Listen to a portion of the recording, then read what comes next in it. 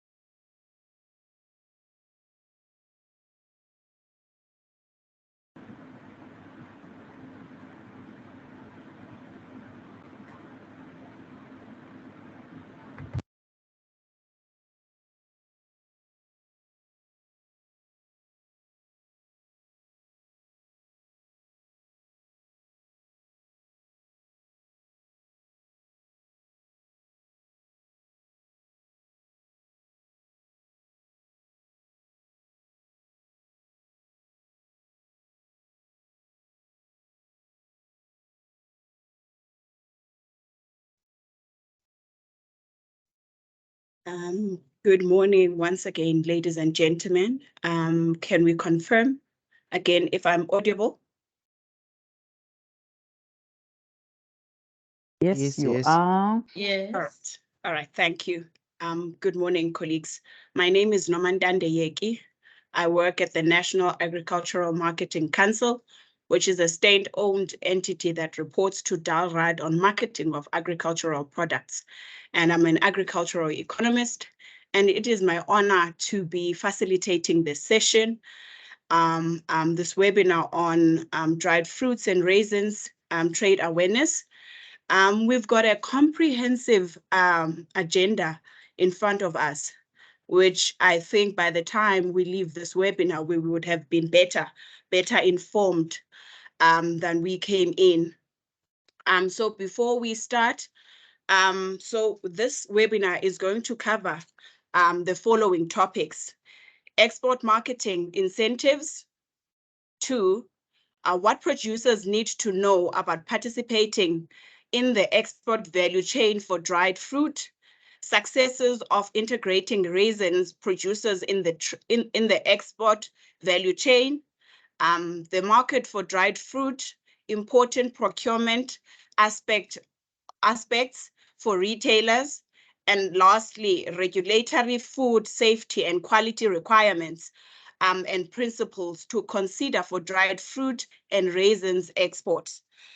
Before we begin our webinar, I would like us to take a moment of silence for those who are affected by Turkey and Syria earthquake.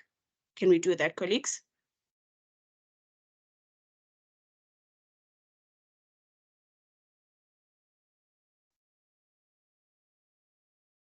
All right, thank you, colleagues. So before we get into our agenda item, item number 1, which is going to be the welcoming remarks from Dr. Ndombela, I would like to clear out some house rules.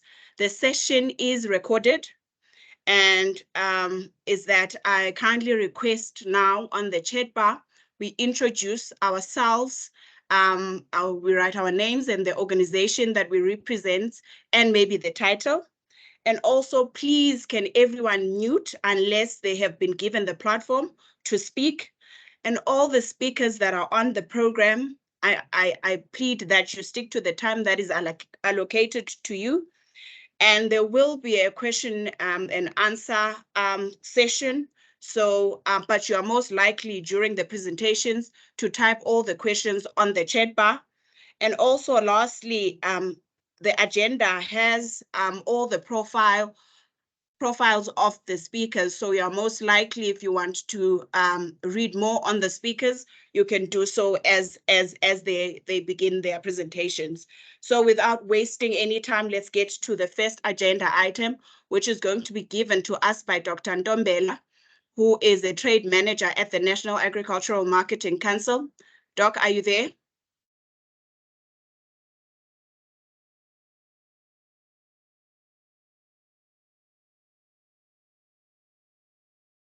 Good morning. Good morning, facilitator.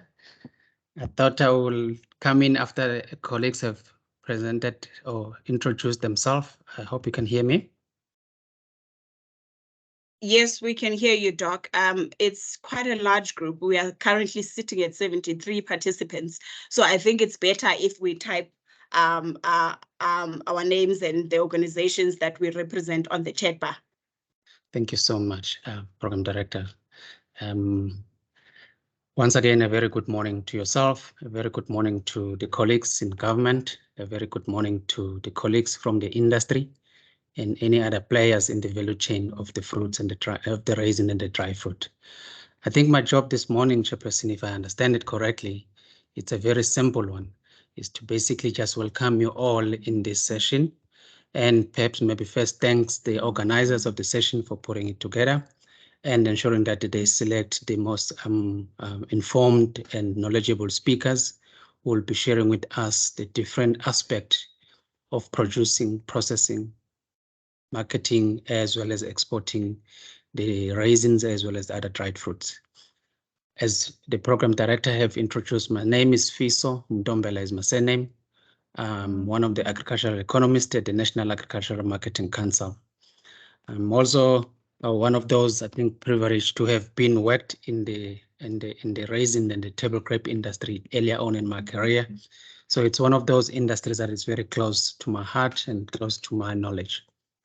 I think as we understand today's session is really about unpacking the different elements that involve one to be participating within the raisin and the fruit and the dry fruit value chain.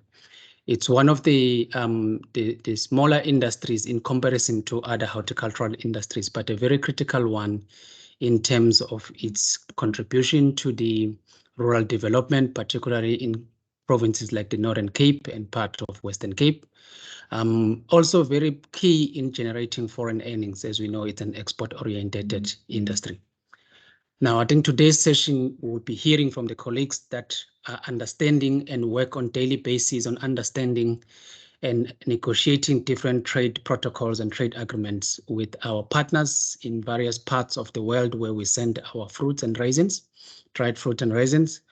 We'll be also hearing about the initiatives that are driven mainly by government in this specifically the Department of Trade and Industry and Competition, including the export incentives that exist for different players within this industry, as well as understanding what are the generic promotions that are there to uplift the image, as well as understanding the access into those different markets for our dried fruit and raisins. So we will be hearing from our colleagues at that part. Moving backwards from the market-led demand into the production, which we will understanding now what are the incentives that are there, ranging from the transformation levies, industry trust, and other elements or programs that exist in supporting different farmer typologies within this industry. Understanding what the inputs, excuse me, sorry, as well as understanding the technical aspect required to grow and produce this critical crop. We'll then be hearing also from the colleagues, mainly from the Department of Agriculture and Reform and Rural Development, around the regulations, around other standards that are required to comply with, as well as the channels one can be able to follow in basically applying for the different certification programs or certifications elements so that you can be able to export this product.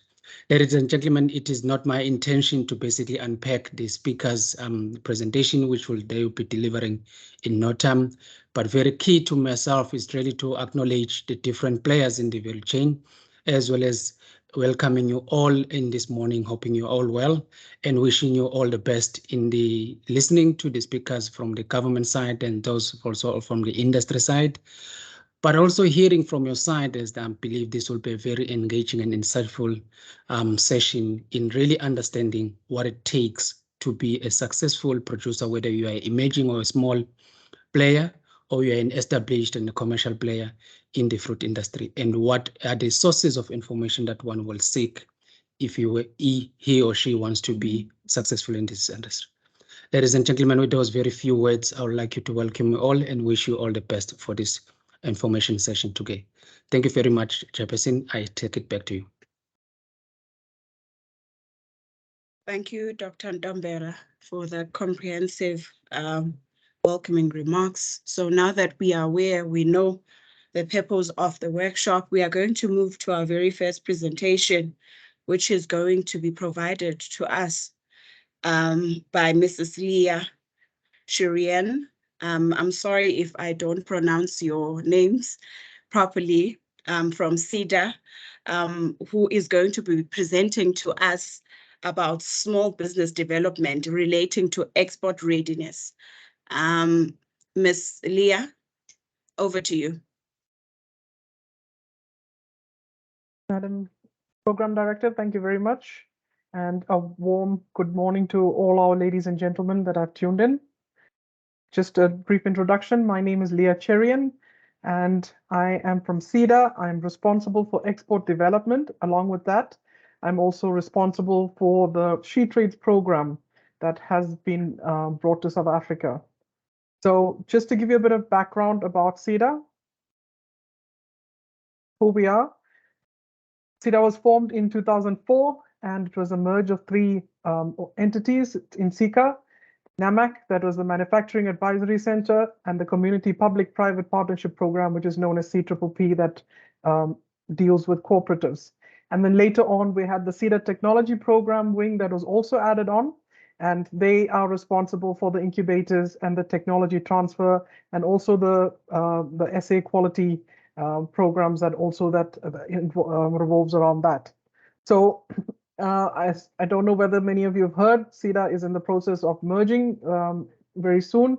We will be merging with SIFA and the cooperative bank, and we will all be falling under one umbrella of providing service of financial and non-financial assistance to our small enterprises. So as you can see, SIDA is located in all 9 provinces. We've got 9 provincial offices. Along with that, we've got branches and satellite branches. And in support of that, we've also got incubators. So what we normally do when a client walks into the doors of SIDA is that we like to follow through with the journey of talk, start, build, and grow. And that is how the whole assistance, the interventions all fall into place.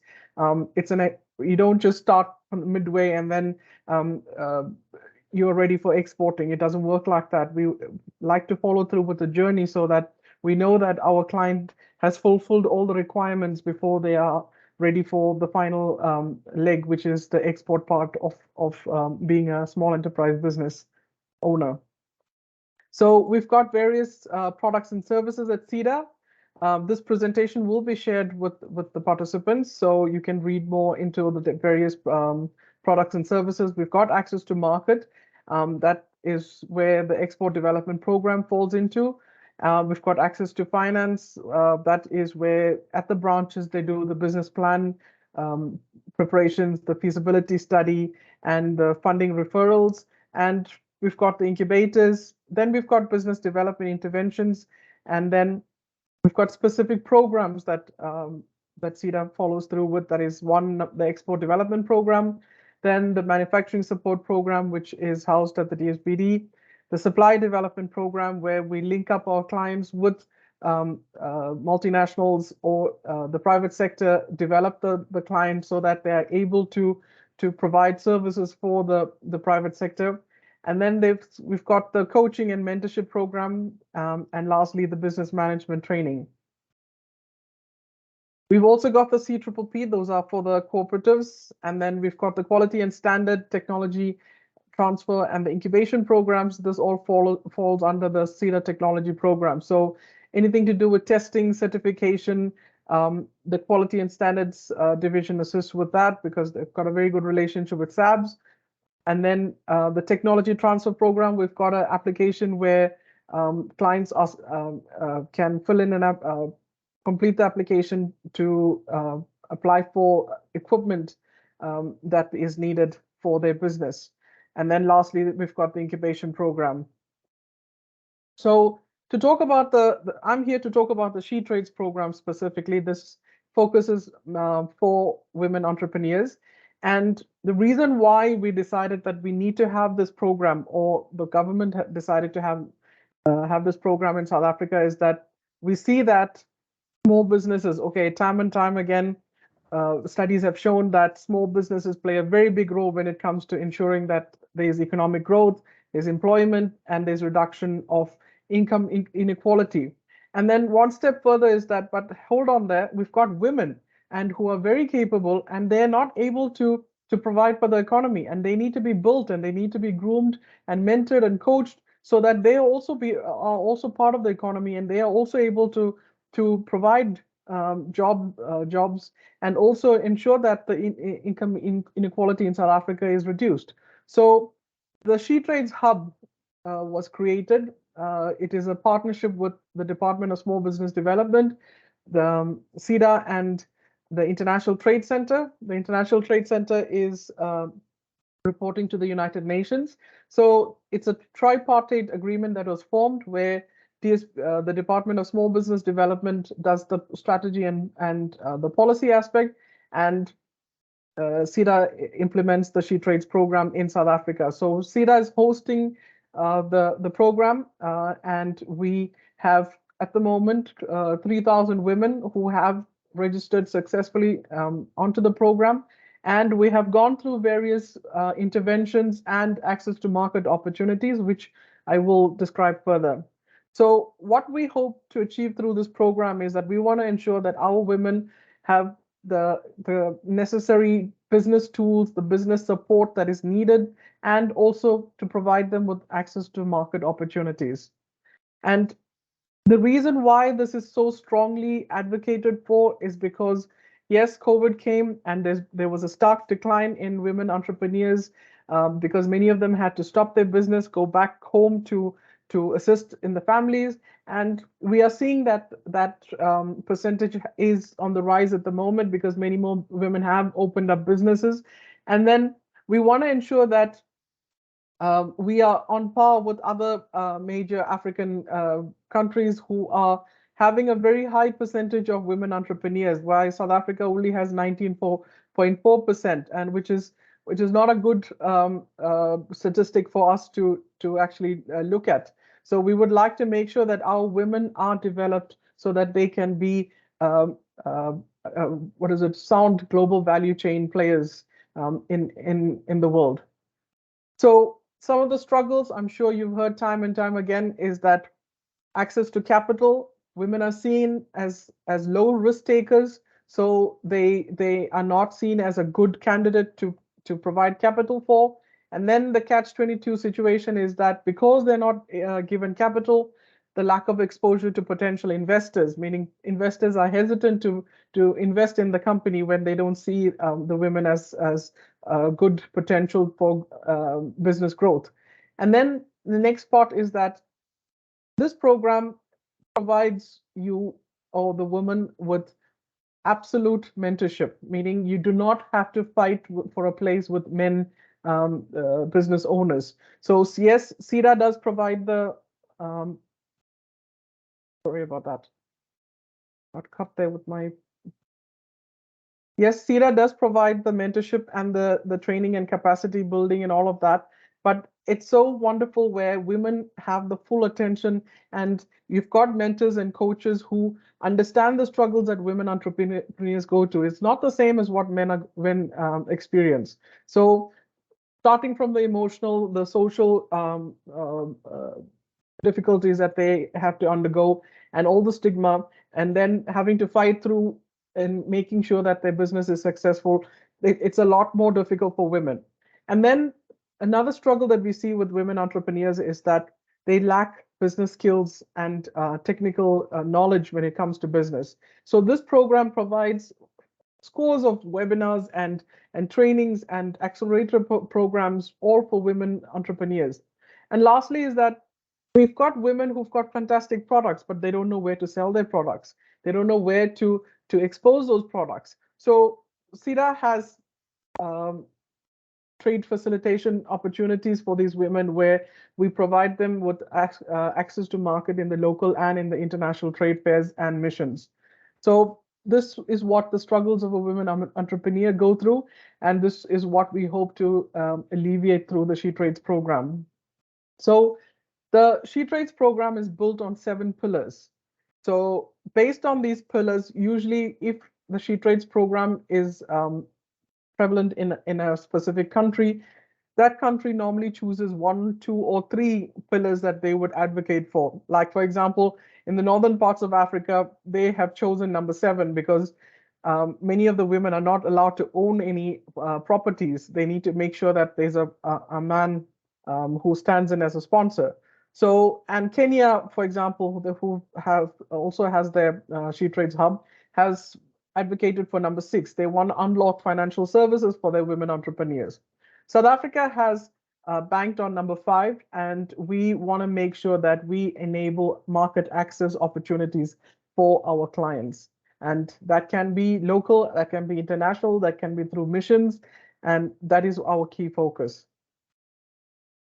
So the objectives of being part of this program, we want the women entrepreneurs to register on the She Trades hub and to provide support to the women-owned businesses through the export-related activities and business development services. And we want to ensure that our women are ready to access global value chains. So what are the benefits of being on part of this program? Number 1 is that the networking. Many research studies have shown that our women entrepreneurs do not succeed because they lack networking opportunities and networking skills. And that is something that has to be developed. And here you have a platform where women from all over the world are registered on one single platform, And our women are able to converse, learn from them, teach others who are going through the same struggles, and support women entrepreneurs all over the world. The next part is that you have hundreds of free e-learning materials and online courses. It's all free of charge. Anybody can access it. There are market tools like trade maps and marketing maps and all of that you can access, which also is all free of charge. And then you are able to stay up to date with ITC's activities, the news, success stories, videos, and publications. So it's a complete support program for our women entrepreneurs. So this is the level that I talked about, where the journey that comes into play, where we do the talk, start, build, and grow. So in level 3, that is your foundation level, where the client walks into the doors of CEDA. You are assisted by the receptionist or the information officer, and you are registered as a CEDA client. And then based on your need, you are referred to a business advisor who does various assessments on you to see what sort of gaps you have in your business. And then based on that gap, they do an action plan so that you are able to be supported based on that. So it could be capacity building that you need, maybe it's trainings like basic business skills that you require, or startup, how to have your business startup.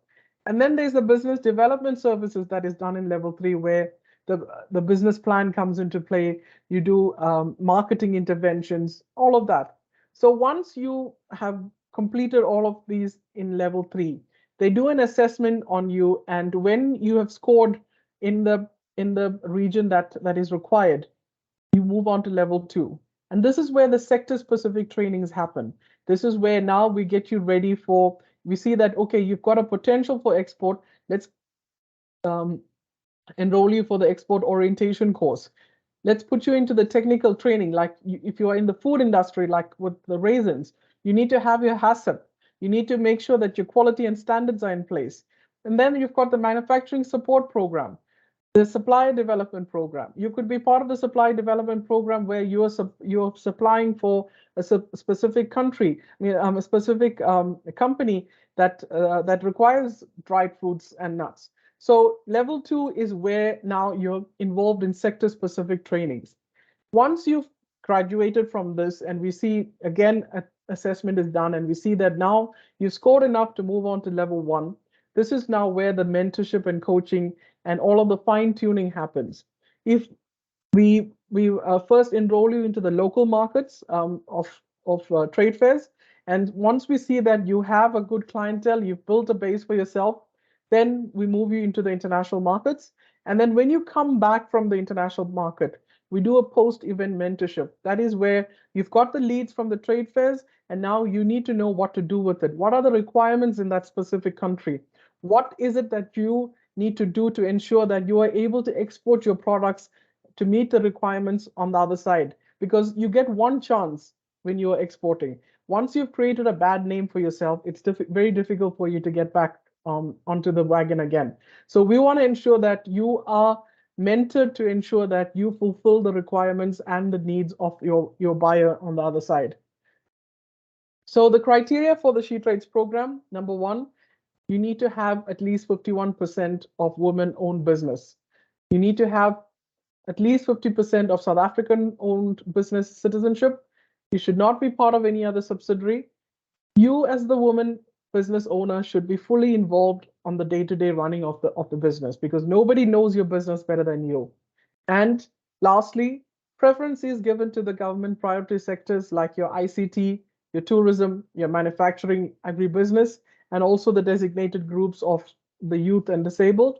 But however, we do welcome anybody who's got a business that is owned by a woman to be part of this program. So just want to share some of our success stories. This is Lindywear sanitary pads. She won the Black Industrialist Award from the president, as you can see, and we exposed her to access to market opportunities. She's gone through CEDA's interventions, and now she has secured a very great finance with IDC, And she's now going to be setting up her own manufacturing plant and build her building so that she's able to meet the requirements that's for her sanitary pads. So this is one of our great success stories.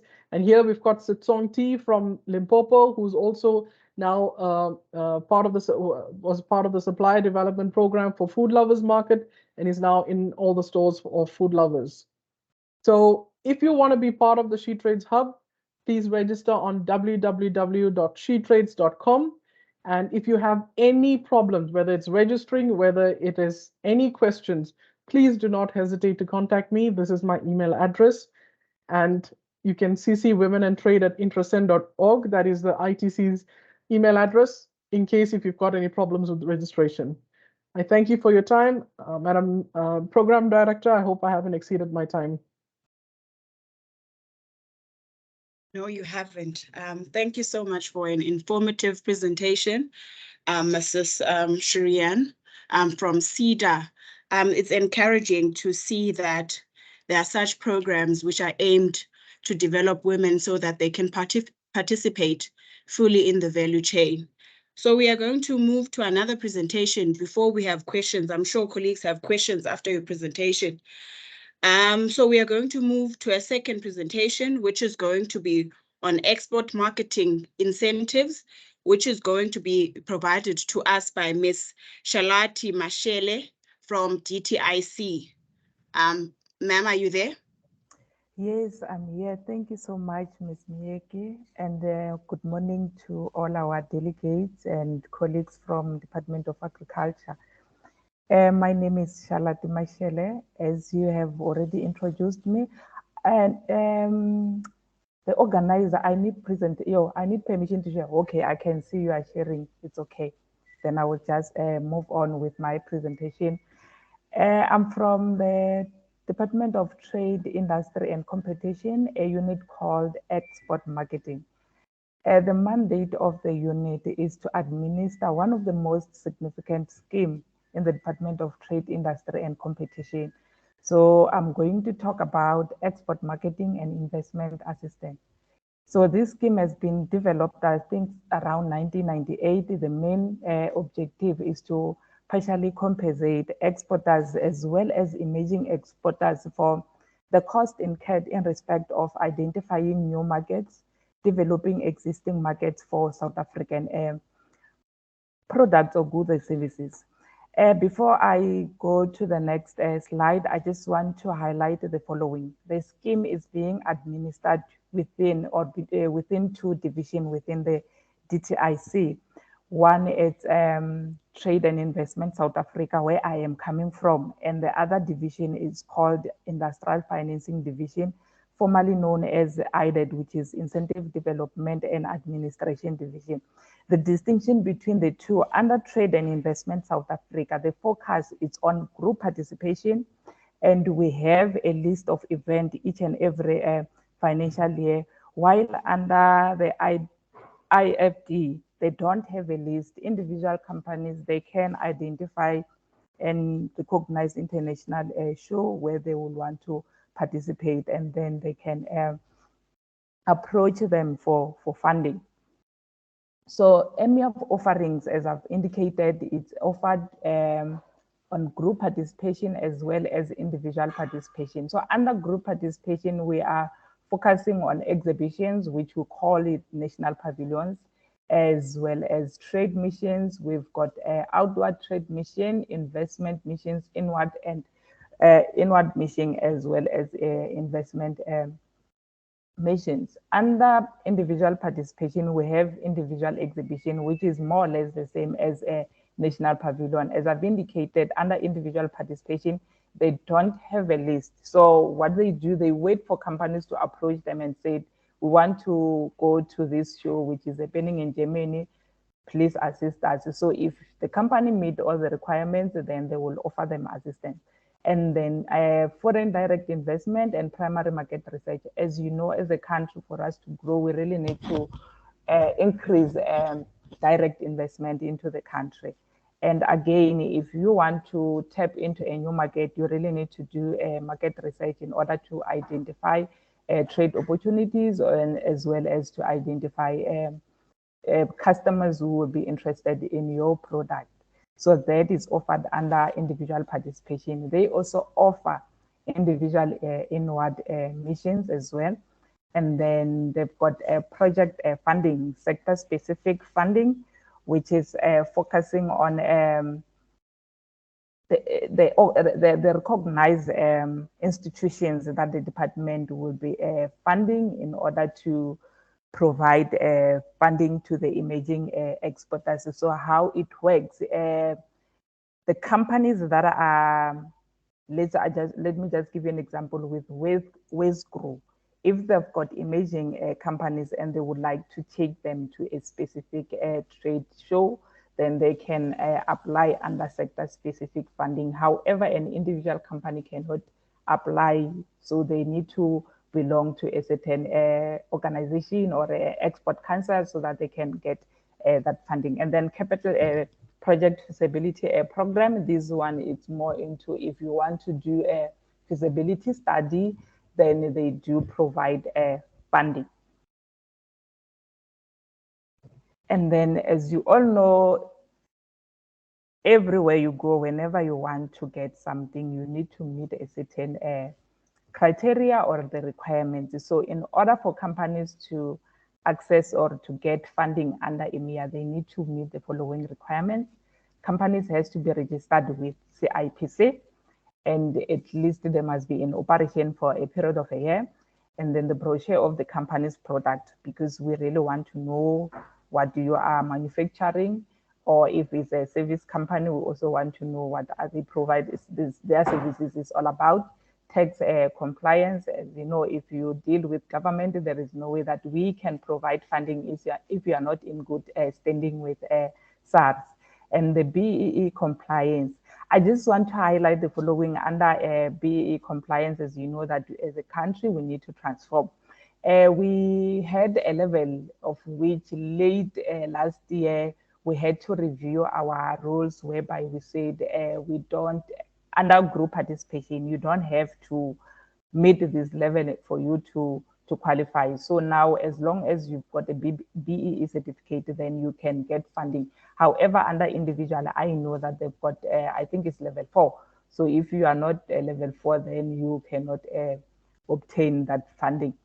And then you also need to submit a financial statement. We request financial statement in order to establish whether the business is operating, to know your turnover, to know your assets, and as well as to confirm if we provide you with assistance, will you be able to satisfy the order that you will get, just to see if the company is a going concern or to see that it's in operation.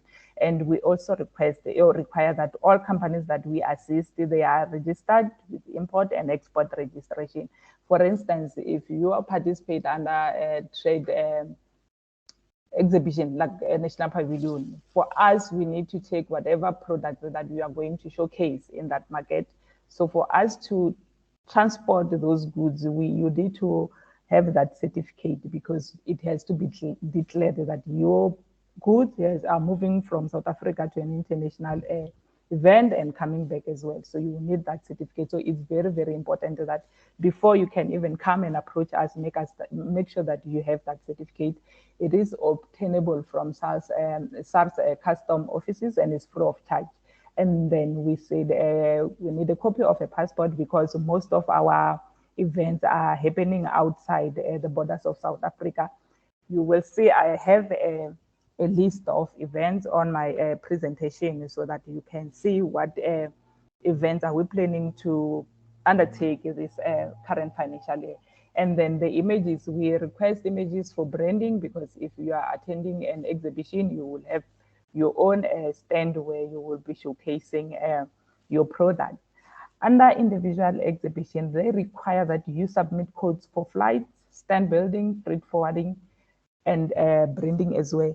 Here they are requesting, because what they do, you have to pay for all the costs, and then you would claim back after the event.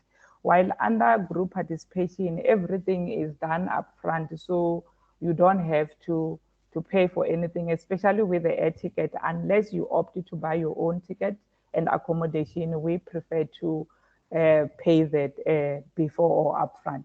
Export marketing plan, we have placed foreign economic representatives in different countries to help South African companies with market access and to conduct a general market research in order to identify trade opportunities for your product. So under group participation, you don't have to submit an export marketing plan. However, if you want to attend an individual participation, you need to have an export marketing plan and list of confirmed meetings with your business counterpart. That is required under individual participation. However, under group participation, as I've mentioned, we've got our FARs who are doing that. They are responsible to ensure that they get confirmed meetings with your business counterpart before you get to the event or you get to the trade show. And then outsourcing companies, any company, I know most companies that they do have a product, however, they don't do the manufacturing themselves. So they outsource their services or their manufacturing processes to another company. So if you are outsourcing, then they need to submit a signed agreement as well as, yeah, that is under individual participation.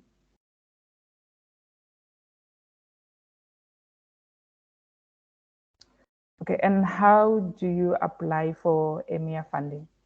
So if you are interested in participating under National Pavilion, which is an exhibition, your application has to be with the DTI, say 5 months prior to the event. However, if you want to participate under trade missions, so your application has to be with the DTI 2 months prior to the event. The same with individual participation. If you want to participate under individual participation for an exhibition, whether it's an exhibition or a trade mission, then you have to submit your application 2 months prior. And all application has to be forwarded to EMEA via, there is a dedicated email address. And I know individual participation, their scheme was suspended. I still need to confirm with my colleague if now it's up and running. And all complete applications or applications that are being forwarded to the DTIC has to be acknowledged within 48 hours. So once you have submitted your application, there is a committee that has been appointed in order to look into the merit of your applications. So they usually meet twice per month, unless maybe there is urgent applications that they've received during that period. And then successful and unsuccessful applicants will then be notified in writing. And should the company wish to appeal the outcome of the application, such request has to be forwarded to the director responsible for EMEA. You will see at the end, I think the last or second last of my presentation, there are contact details of the people who are responsible for EMEA. And again, we also reserve the right to decline qualifying entities due to budget constraint, because I know sometimes we do get complaints from companies saying that I've put my application together in time, however, I didn't get any successful outcome.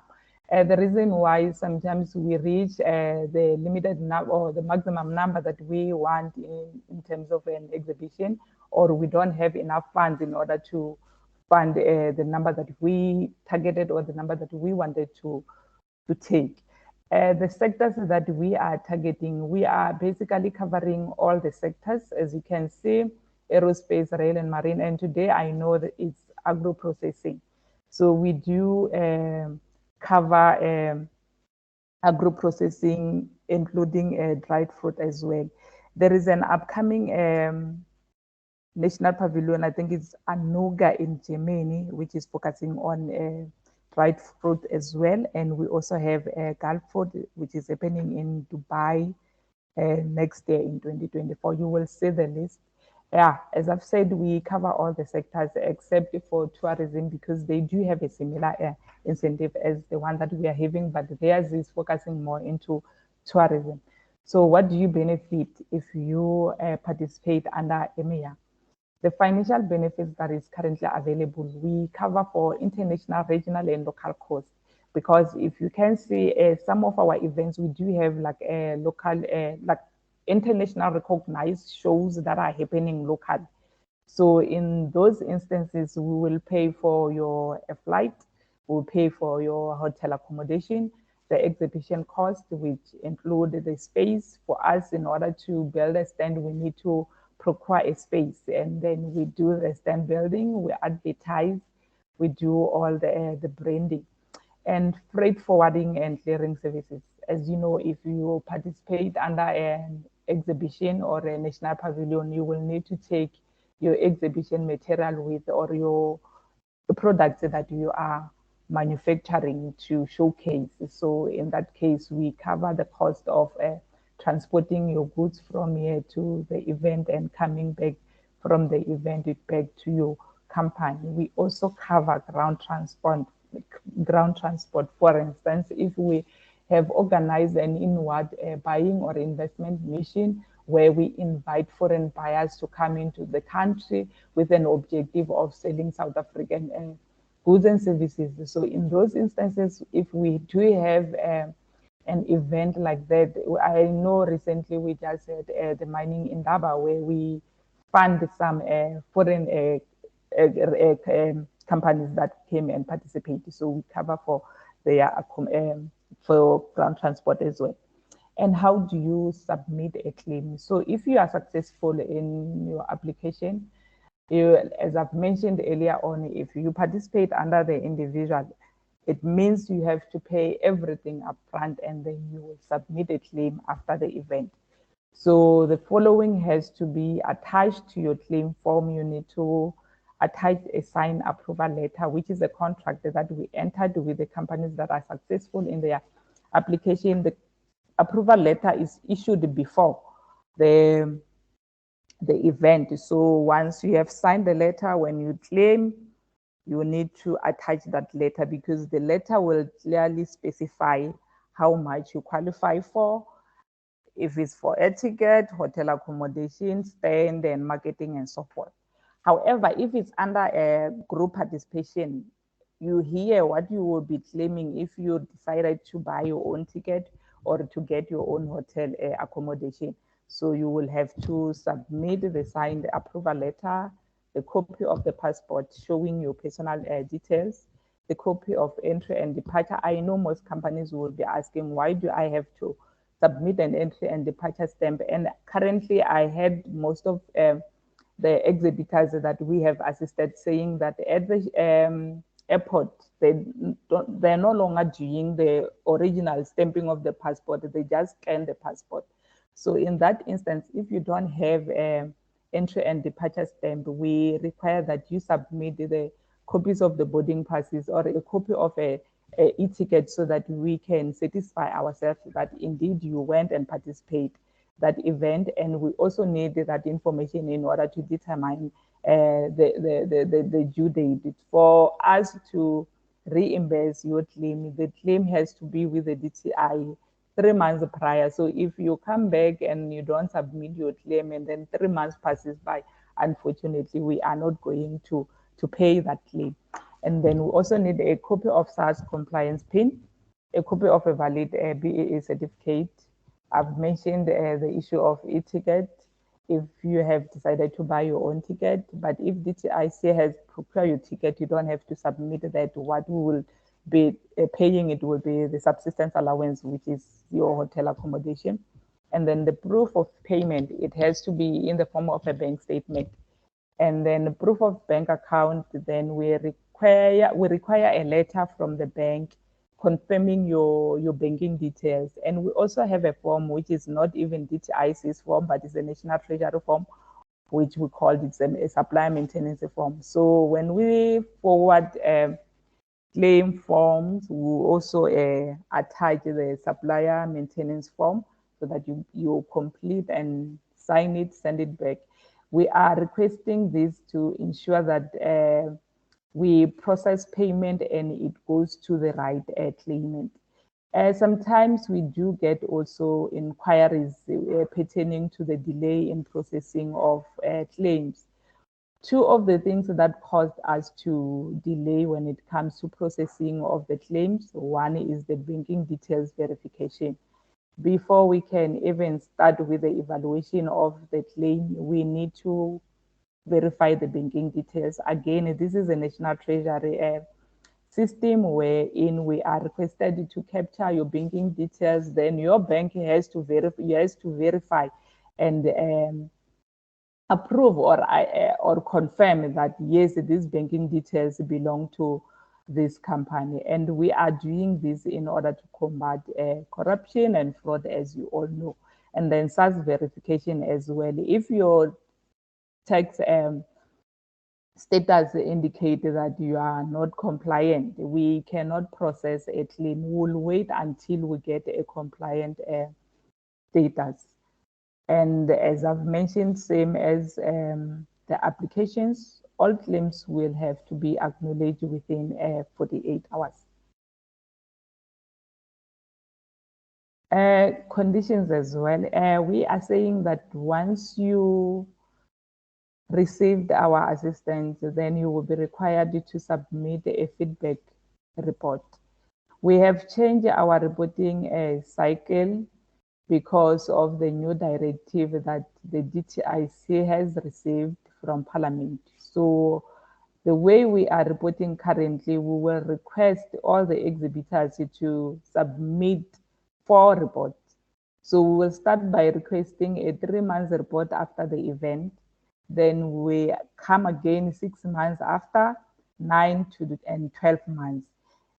Before we used to request, I think it was 6 months after the event, and that was once off. So I really encourage companies to comply with this because it's very critical for us in order to get funding where they need to evaluate and then also to assess the impact of the scheme. So if we don't have such information from the companies that we have supported, it will become difficult for us even to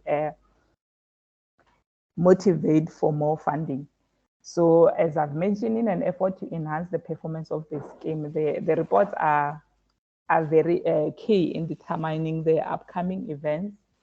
And the information that we collect, we will only utilize to present at Parliament or to request funding at the National Treasury. We are not going to share information with any other organization, even SARS. We are not going to do that. We request this information strictly to be used by the department. And participants who are failing to submit a report within the time that we allow you to submit, you will therefore excluded from assessing or getting funding from EMEA for a period of 24 months or 2 years. And we also conduct site visits in order to confirm or to verify some of the information that you have submitted during the application stage. Remember, when you submit an application, we don't even know of your manufacturing processes, your building, and so on. So we might decide to come and conduct site visit while we are in a process of evaluating your application.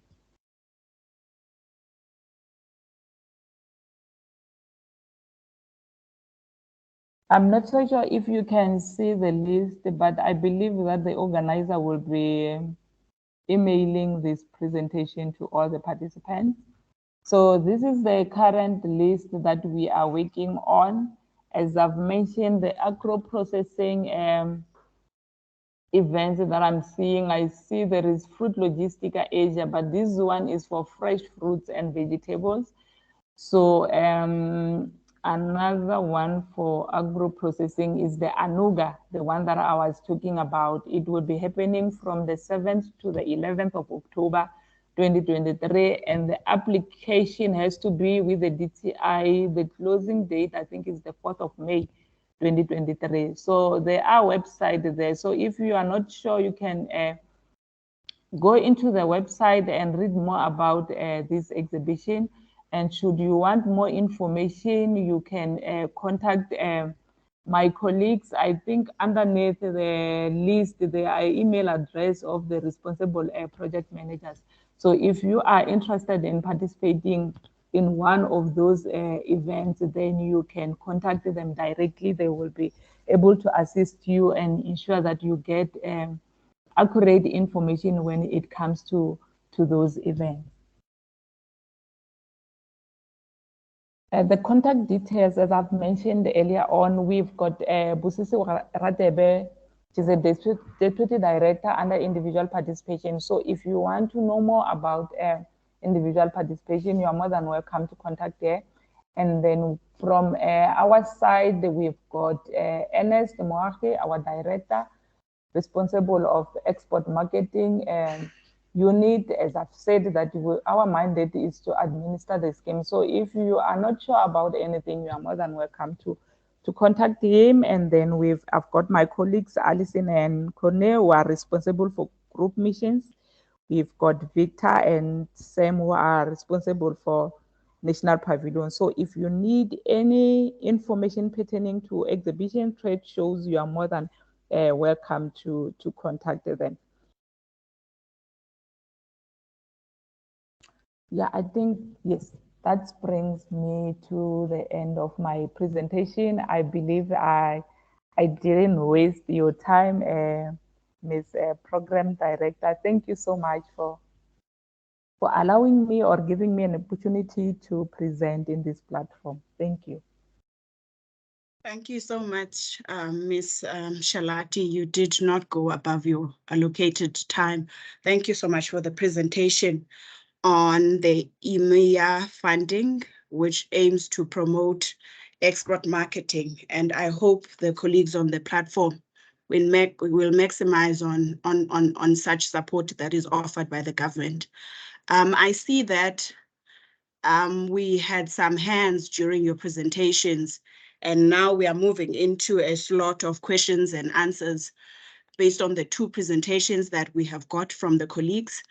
I will now open the floor for questions. I know it was Ms. Mukwevo who had a hand up. I don't know if they still want to pose the question or say the remark. But in the meantime, if you did not get a direct invitation from the organizer, you are requested to type your email address on the chat bar so that you can be able to get the presentations after the webinar. Do we have any hands, colleagues? All right, in the meantime, while we wait for your hands, perhaps on the She Trade Hub that was presented to us by Mrs. Leah, out of the 3,000 women that are registered on this platform, how many of them are exporting? Thank you, Madam Program Director. With regards to the export part, remember this is a journey, so this does not happen overnight. So what we've been focusing on in the first year is that we are doing a business interventions. So the first year, we just started implementing it in this current financial year. So what we've done in this year is that we had appointed a service provider to conduct export readiness assessment on the ladies, so that we can see how many of the ladies are export ready. So we've got a report of, we had done the assessment on about 290 out of the 3,000, because that's the number that have responded. And out of the 290, we have mainly those in the manufacturing area who have scored above the 70% that is required for export readiness. But along with that, we've also provided access to market opportunities by taking them for various trade fairs and missions. And I'm proud to say that we have one of our ladies who've now permeated the Botswana market. We had a mission to Mauritius in October, and the 20 ladies are going through a mentorship at the moment so that they are able to bank on the leads that they got when they went there. But they've already gotten interest, and many of them have already started working with the mentor in ensuring that they are able to export their product. So we don't have a complete number at the moment because we are still in the teething phase of going through the business development services. But we are in the process of getting them into access to market internationally. Thank you. Thank you so much, Mrs. Leah, for your response. I don't know if on the chat bar, if we have any questions. But in the absence of questions or any remarks that the colleagues want to convey to the previous two speakers, we're then going to move to a presentation that is going to be offered by my colleague, Mr. Ricardo Smith, who is going to cover trust funds and transformation project. Mr. Ricardo, are you there? Are you ready? Yes, I'm here. Please, the floor is yours.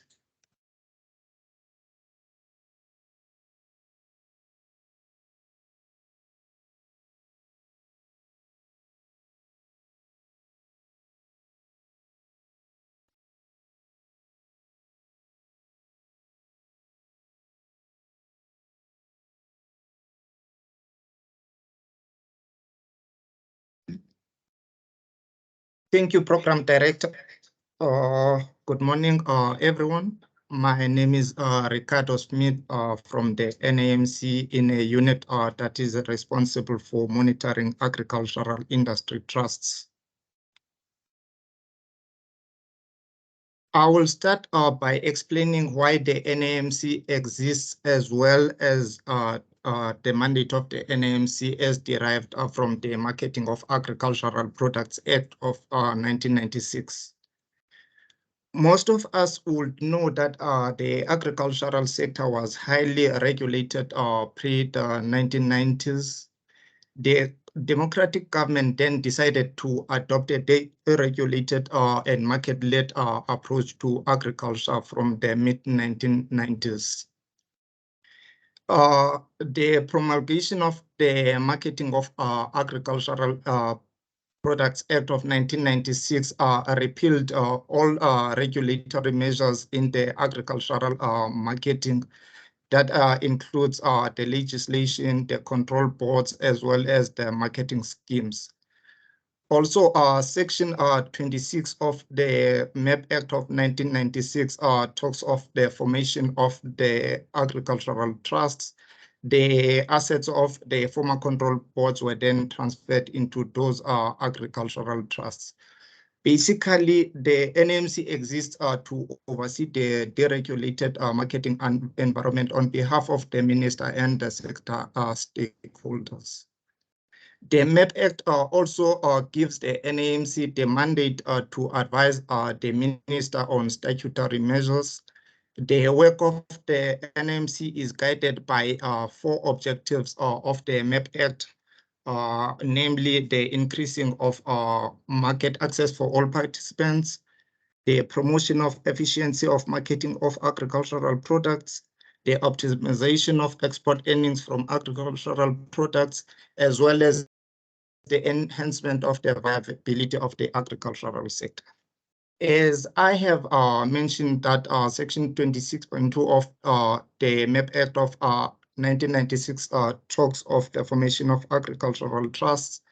So these bodies were established after the disbandment of the former control boards during that market deregulation process in 1996.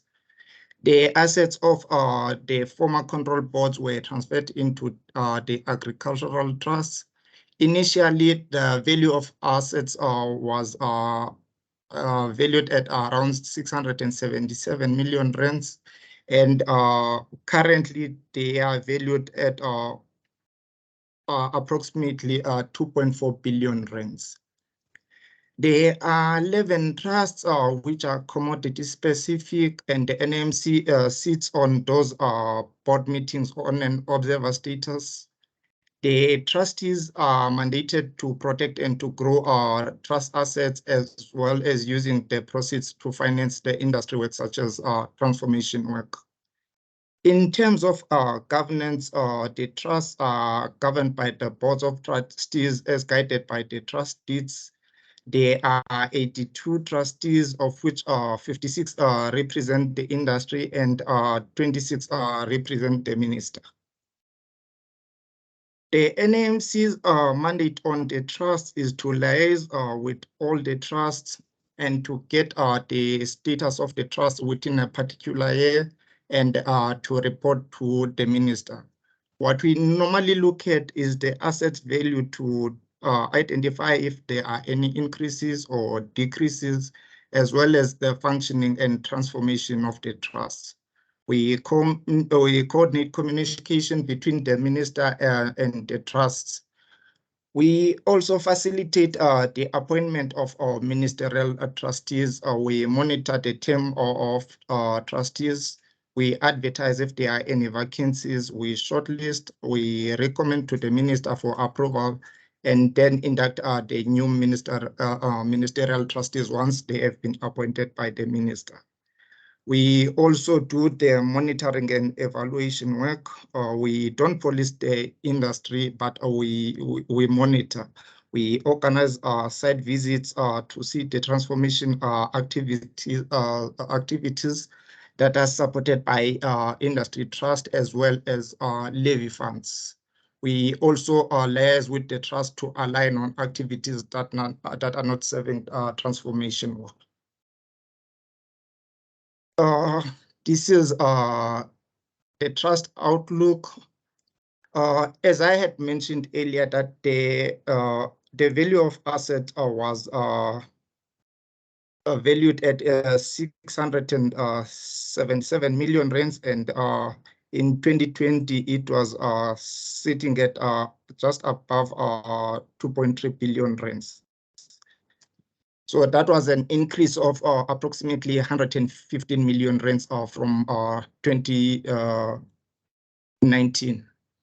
So the increase might be a result of investment market recovery from the outbreak of COVID-19.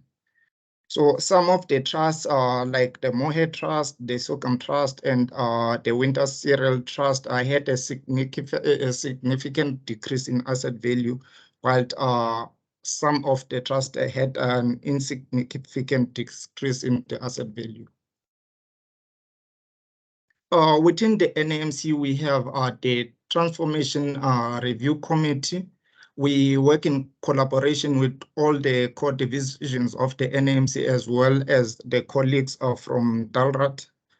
The roles of the Transformation Review Committee include reviewing the industry transformation business plans on the 20% levy utilization.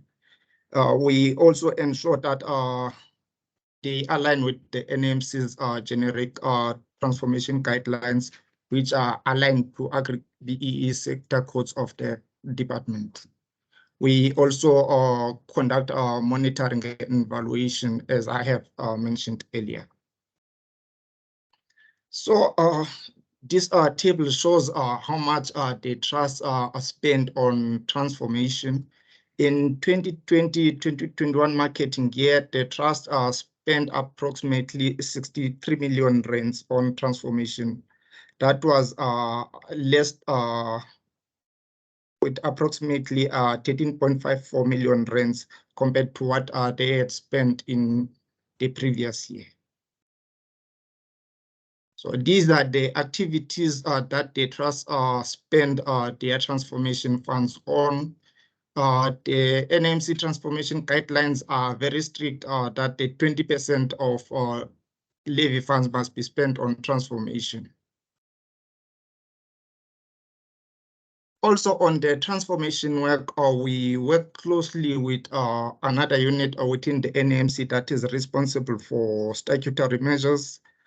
They facilitate the implementation of statutory measures, namely levies, registrations, and records and returns in livestock or field crops, as well as the horticultural subsectors. So the Marketing of Agricultural Products Act makes provision for those statutory measures, and they complement each other. So the colleagues they conduct statutory measure investigations.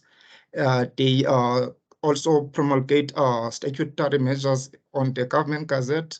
They provide secretarial support to the committees, as well as to advise the minister on the status of the statutory measures.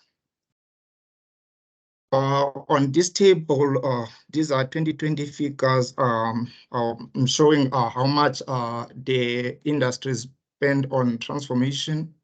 In 2020, they had spent approximately 124 million rands on transformation. Some of the industries, for instance, the dried fruit industry, they had spent more than 20% of their transformation levy on transformation. So this one is commendable. The NAMC transformation guidelines are very clear that the 20% of levy funds must be spent on transformation. So some of the trusts as well as industries spend more than that prescribed 20% on transformation interventions. So the trust alone over the past 10 years had spent approximately 60 million rands on average annually on transformation, while 95 million rands was collected from levies. The industries have achieved a great impact, but with more funds, we believe that the greater impact can be achieved. Thank you, Program Director.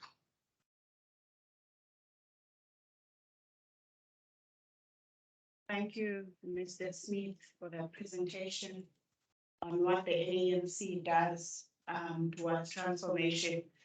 And I assume that the industries that are levy payers that are on the platform will expand more on what Mr. Smith has spoken to.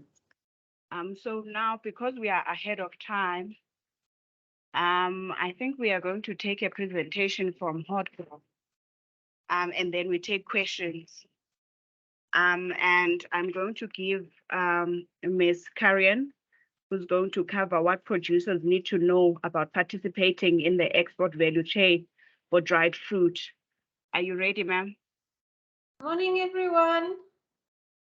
Let me see if I can share my screen and then we can take it from there.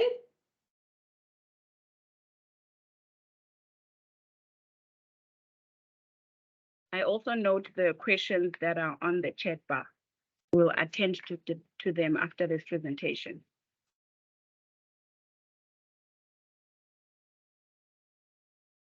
I seem to have a bit of a challenge here. Maybe you can put my presentation up if you don't mind. His colleagues, let us flag the presentation.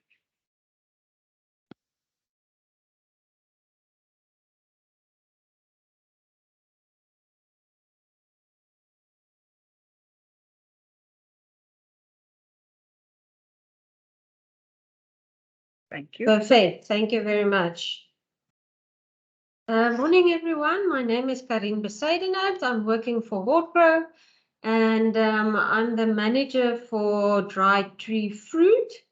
This is the industry association for dried fruit, but to make it more easily understandable, it's the dried fruit except the raisins. My colleague from Raisin SA will be addressing you after my presentation. So my presentation will be applicable to dried tree fruit.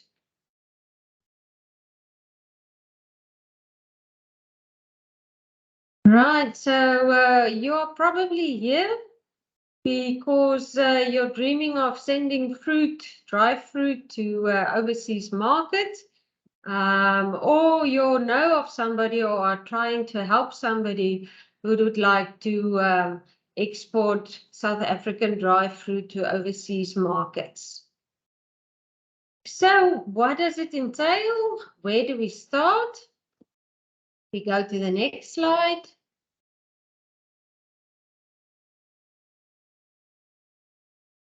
The answer to the question is very simple. We start on the farm. You need to have the right cultivar and fruit type choices. And it sounds very plain and simple, but often people think you can just take any fruit and dry it and sell it. But it doesn't work that way. You need to make the right cultivar choice if you want your end product to be a dry fruit.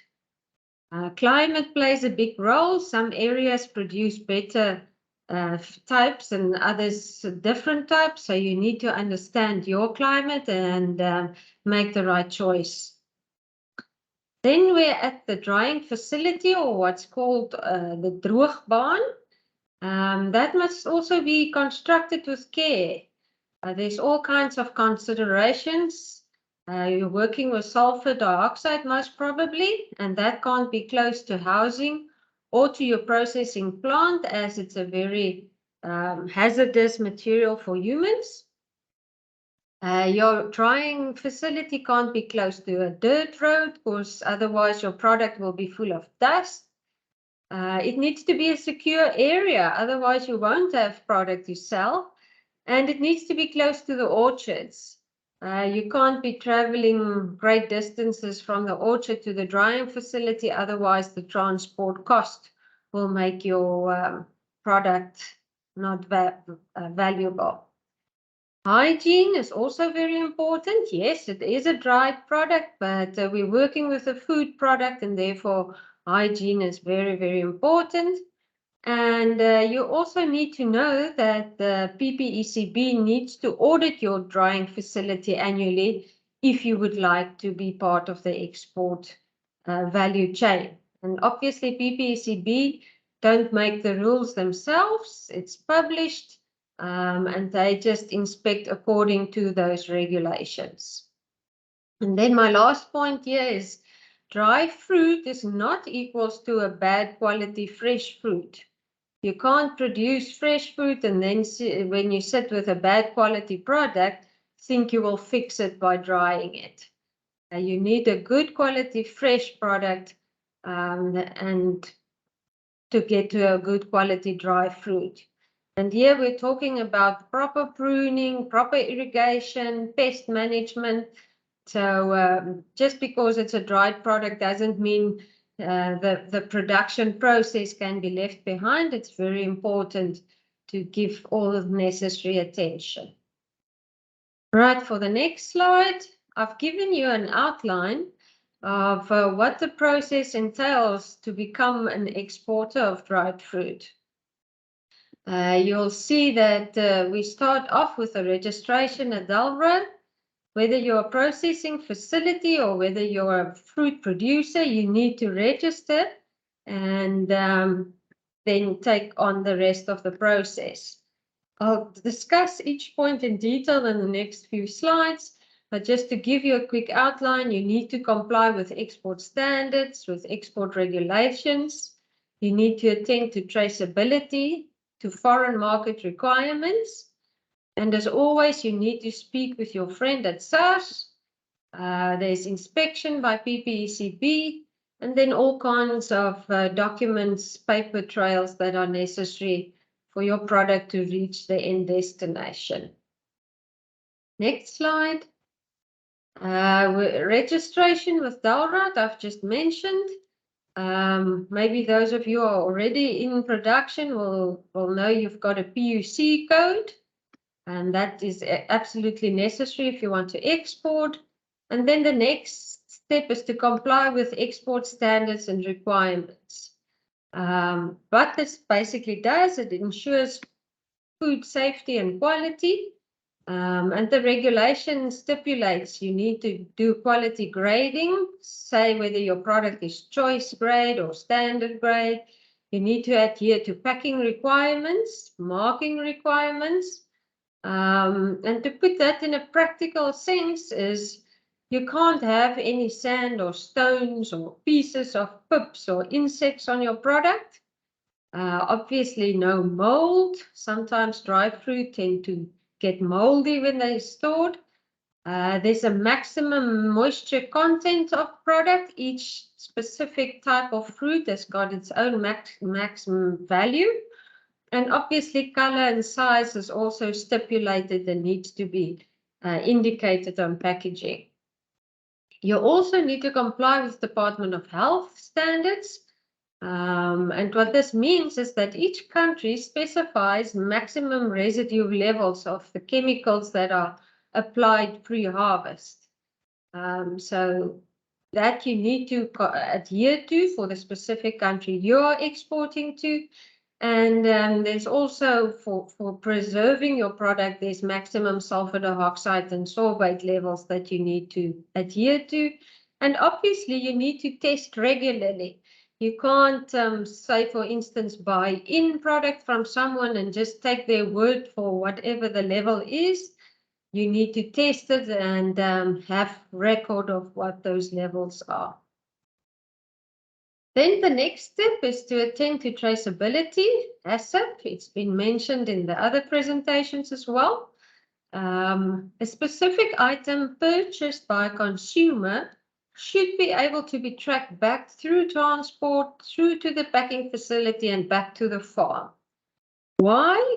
Because in the event of a danger alert, the product should be traced back.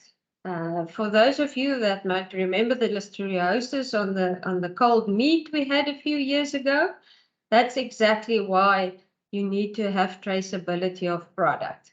And it just comes down to answering who, when, where, what, how much. And you will probably make use of batch numbers and so forth to keep track of your product. And you will also need to construct a HACCP system, hazards and critical control points. And with that comes regular audits to make sure that those hazards and critical control points are managed constantly. I gave you a little thought bubble there on the right-hand side. Consumer preferences play an important role, what the consumer would like. And my advice to you is imagine that you're the mom putting dry fruit in your children's lunchbox. And obviously you would only want the best for your child and that which is safe. So when you're producing dry fruit for someone else's child, you need to make sure it's absolutely safe. Foreign market requirements. Some countries, especially EU and USA, have specific standards that need to be met. And should your foreign buyer request to deviate from the DALRAT requirements we have in South Africa, you need to specifically apply for approval from DALRAT by submitting that other country's documentation to show why you're deviating from the DALRAT standards we have.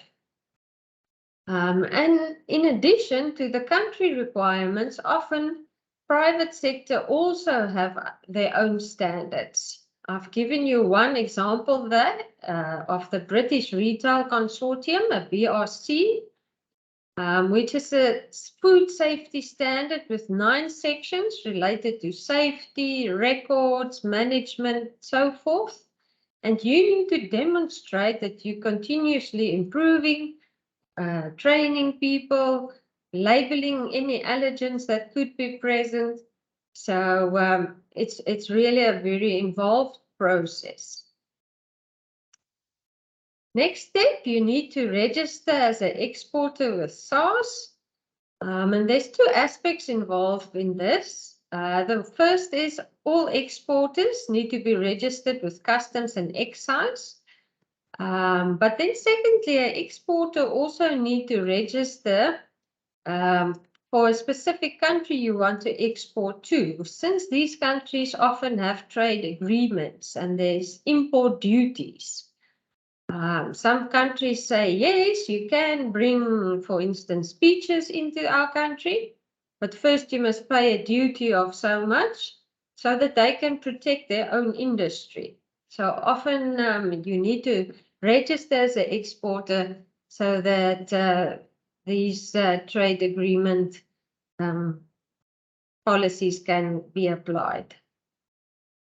Then we've already touched on it, but there's inspection by PPECB, and it's the responsibility of the exporter to request that inspection when the product is in its final form. In other words, when it's dried, it's in its package, it's ready to go. You contact PPECB for an inspection, and then if that product passes the inspection, they will issue an export certificate. And that export certificate then enables the rest of the process, customs clearance and shipment. And remember, we also said the drying facility needs an annual audit, so also keep that in mind. Then we get to all the documents that are needed for export. If you can just scroll down a bit more, please. There are documents necessary for the export process. Commercial documents such as invoices and packing lists. The more official documents issued by third parties. The export certificate was just mentioned. There's a certificate of origin that's needed to certify the country in which the goods originate from. And then there's a custom declaration also mentioned earlier. If you're shipping by sea, by container, there's probably also insurance involved. And then there's all the transport documents, the air waiver if you're exporting by air or by road, whichever applies to your instance. And then we get to transport arrangements.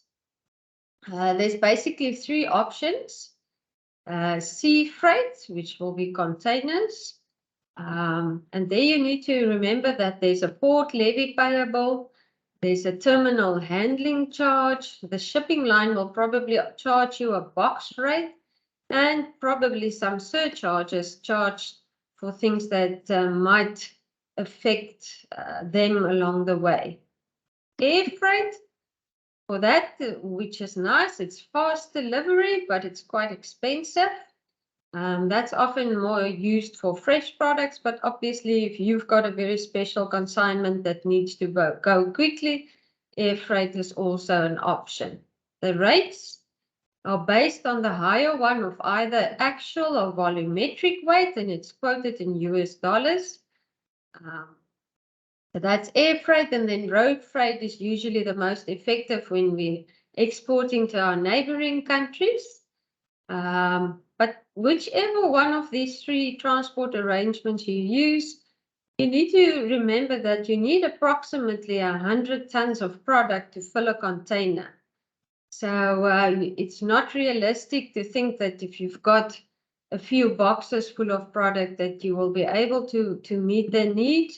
You will probably have to get somebody to join in to get those containers filled up. Next slide. So I just want to end off by saying it's very possible to get the truckload full of money. It's not impossible. And we've heard this morning there's all kinds of schemes and financing and so forth that's available to make that dream come true. But don't be surprised if you get a few gray hairs in the process. Thank you very much. Thank you so much, Ms. Karen, for that presentation. I know farmers usually complain about how often they need to renew their export certificates. So now we are going to open the floor for questions. And on the chat bar, we do have a question from Alta Boyson. The person has written, for an individual participation for EMEA funding, what if I am not able to get 3 quotations, for instance, air transportation of products? Can I still submit with only 1 or 2 quotes? I think this was directed to Ms. Shalati. Yes, no, thank you so much, Program Director. To answer, yes, can you hear me? Yes, but you are very soft. Is it? I don't know. Can you hear me now? Yes, perfectly. Oh, okay. No, to answer the question, the 3 quotation is a procurement requirement. Unless if she can provide a proof to say that she couldn't get 3 quotations. So 3 quotations is a minimum that we require. And it's not even EMEA requirement, but this is a procurement requirement. So in a case where she is failing to get 3 quotations, there must be like a form of proof to say that I've requested, but I couldn't get 3 quotations. But it has to be 3. Thank you. Thank you, ma'am, for the response. I don't know if we have any other questions on the floor, but I think we are going to move to the next presenter. I think we are going to finish a bit early than anticipated. So I think we will break for, okay. I see Mr. Tabile Ngunjane has a hand up. Over to you, sir. Yeah, can you hear me? Yes, we can. Okay, thank you. So my question is directed to the recent presentation. Unfortunately, I couldn't part of the first one. So my question is around the citrus industry, specifically because of the issues the industry has had in recent times from its key market, which is the EU. Now, if I may ask, from the lady just presented, has she seen a trend in terms of what is the trend in dry fruit production in South Africa, particularly from the citrus industry side? Because this is something that has been seen as something that has been lacking, and it has resulted to partly to the market that the industry is currently experiencing, especially in the European Union. So my question is basically, what is the trend in terms of dry fruit production around the citrus industry, and what appears to be a limiting factor? Because I think that it is important to channel some of the fruit that is being produced across the industry in general. Thanks. I'm not sure if the lady managed to get my question properly, but I can rephrase if she does not. Thank you. Thank you, Mr. Ngunjane. Ms. Kurian? Thank you very much for the question. It was quite clear, but unfortunately, I can't answer that one. The fruit that's in our basket is part of the deciduous fruit. So unfortunately, citrus is not part of that. And just from the top of my head, unfortunately, I don't know what the situation is specifically with dried citrus. But it might be worth the while to have a talk to Citrus Growers Association and see what the prospects are.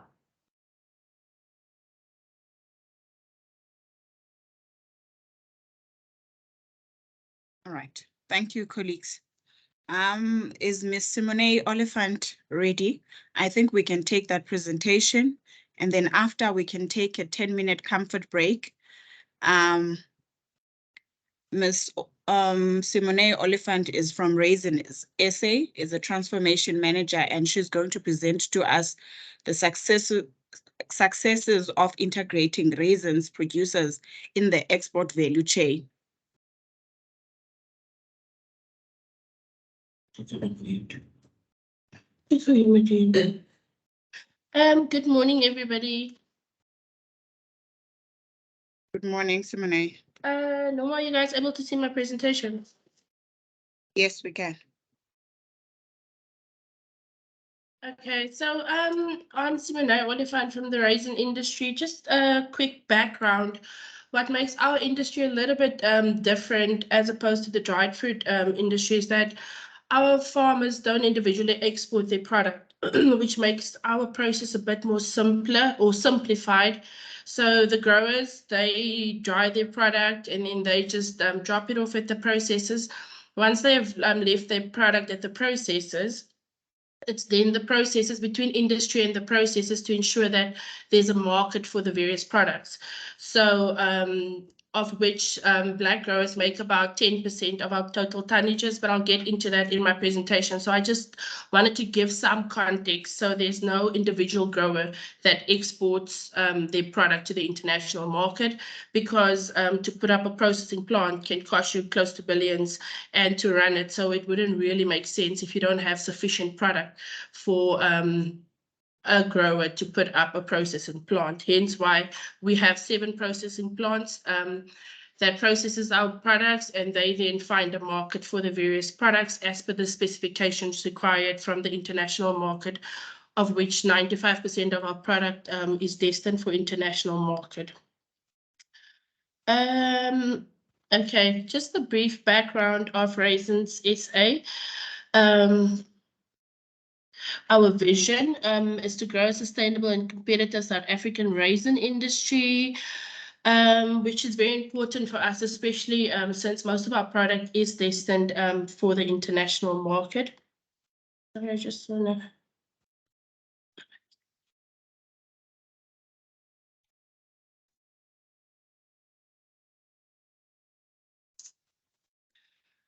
And I'm not going to go through each individual thing, but also then our mission is there to upgrade value for our members and stakeholders.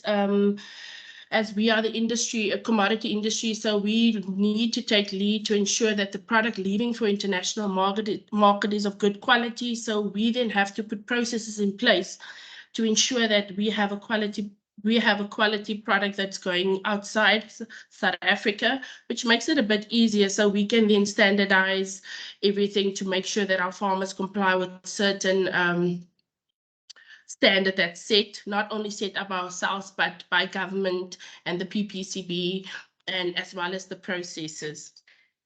So, okay, so we are there to improve industry productivity, promote Raisins as a premium quality brand, share information and knowledge among value chain members, and also represent industry with a unified voice. Okay, and then I'll just give you guys an industry overview.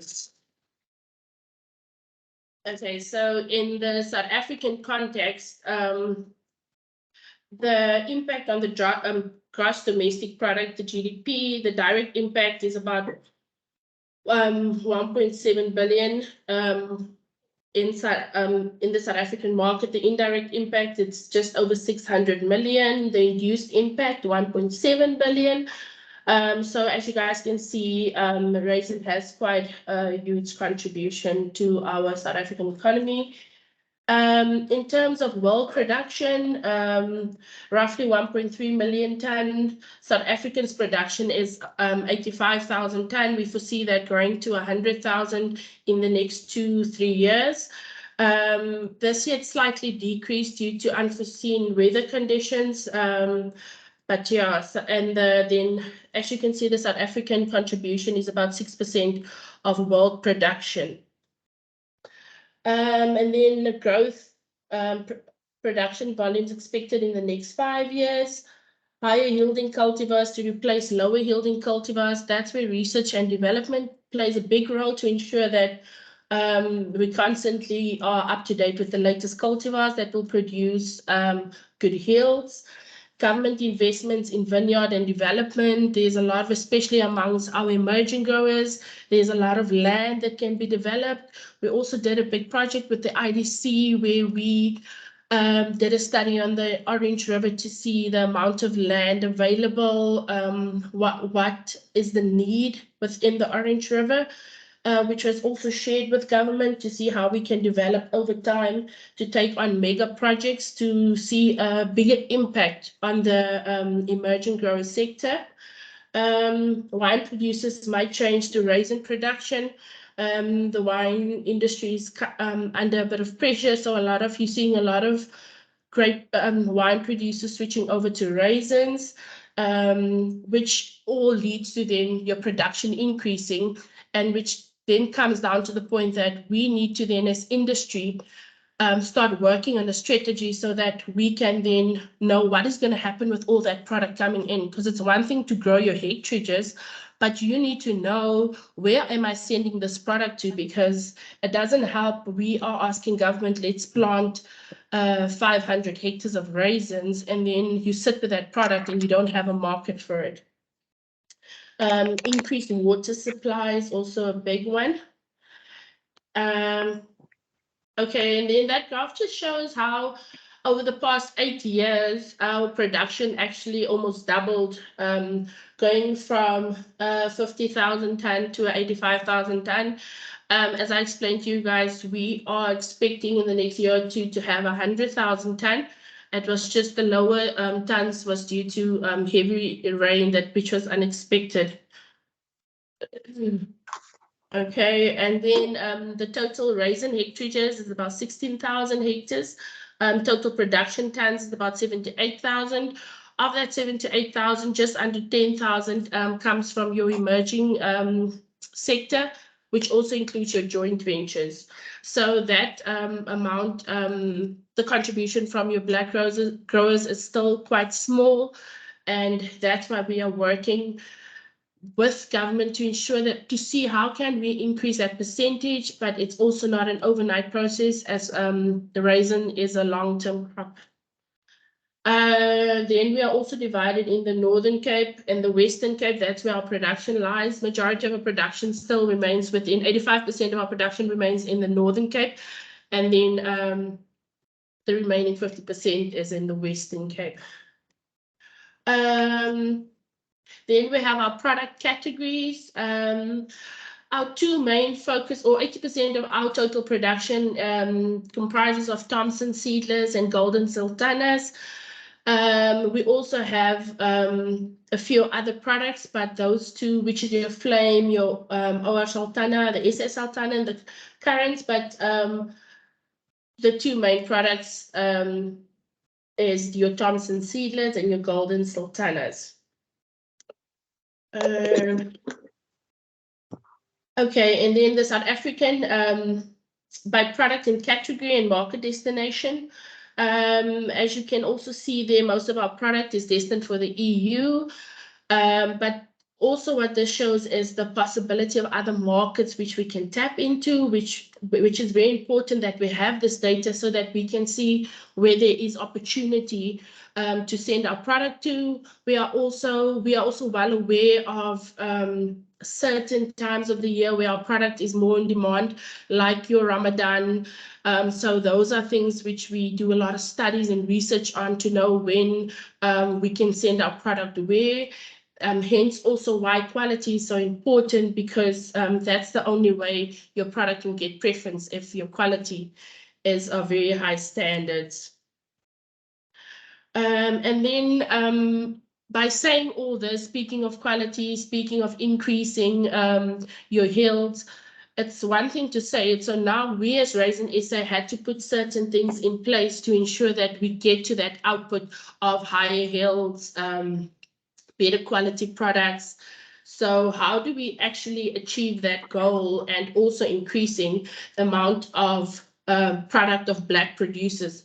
Because we are also now at a place where, if, for example, your drying facilities, maybe if I can just backtrack, as we all know, raisins, so it's a grape that gets dried. But if where you're drying your grapes, if your facility is not audited, you cannot deliver your product to the processor. So what we've done last year with the Department of Agriculture, we then paid 50% of the drying audit cost, and the department paid 50%, the remaining 50%, to ensure that our growers' product will get taken in by the processors. So all growers were audited, and they could successfully, so you get three levels. It's your bronze, silver, and your gold. All our growers were successfully audited, and they could then take in their product to the processors. So the various examples of industry projects and activities to ensure the quality of our products. First is the crop forecast model. In order for us to, and a lot of this work, especially on the marketing and trade side, we work very closely with our processors, because ultimately they have the product. But it's also important for us to get certain data from them to ensure that the accuracy of our data. But the crop focus model also helps us to anticipate what will be coming in, and so that we can know how much product we have to sell off to the international market. Production losses is also very important, because you obviously can't oversell, and you also don't want to undersell. Research and development, which is a very, very fundamental aspect of the commodity. because it's important for us to work with the best in the industry to ensure that the cultivars that we want to release in industry is of good quality, and that we stay ahead, that our cultivars that we also utilize, that they also accommodate the ever-changing weather conditions or climate changes. Plant improvement is also very important to us. We have a very close relationship with your plant SAs and your SAPUs to ensure, because Raisins is a long-term cultivar, your trees can live up to 30 years. So you want to ensure that you have a good, healthy plant, because once you've put that plant in the soil, you need it to be done correctly, because that plant can then give you produce for up to 25 to 30 years. Something that's also very important is the best practices. So the project gap we have consists of 4 components, which is your grading, which is very important because that determines how much money our producers get.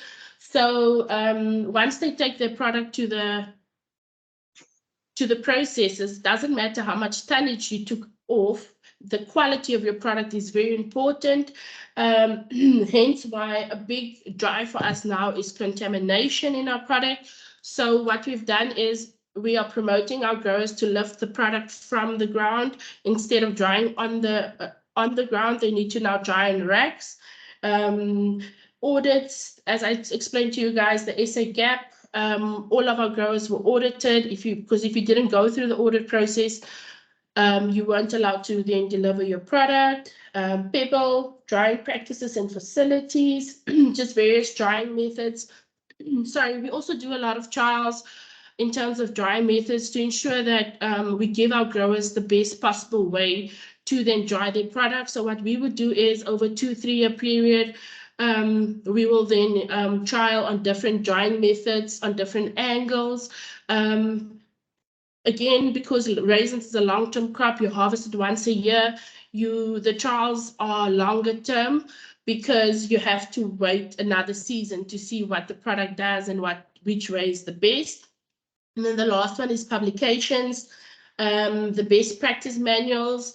Because what we also said is it's one thing to do all the research and to get all the information together, but how do you capture it to then be able to empower a grower to say that if you want to go into the raisin industry, here's something that can at least kickstart you, or to give a grower booklet where especially our emerging growers, to say that how do we empower you, especially from maybe a governance point of view, helping you to put your business together, because it's not only about farming. As we know, our farmers can farm, but there are other aspects that make your business a success.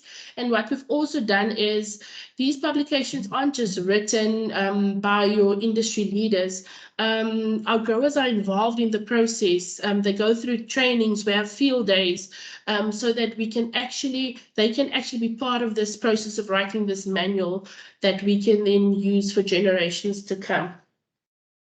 And then we have market access. The fundamentals to the market access is traceability, contamination, hygiene, chemical use, and ethics. As we know, everywhere, especially when it comes to food security, we talk about traceability, contamination, hygiene, chemical, and ethics. These are things which is going around everywhere. So what we've done is we have this, especially when we are in season or when it's applicable to certain topics, we have this weekly reminders that goes out from our information and communication manager. So she sends out these reminders of what is traceability, what is contamination. Remember to wash your hands, and just to give the growers and the workers a reminder of the standards that we want for our industry and to ensure that we have a good quality product. And then we have market intelligence. We currently have 3 publications. We have our cost guide. And what makes us so proud about our cost guide also, we've also incorporated our graduates to help put the cost guide together. So because I think it's also important when collecting the data to also upskill various people and not to only just outsource certain activities. We have an industry statistic book as well.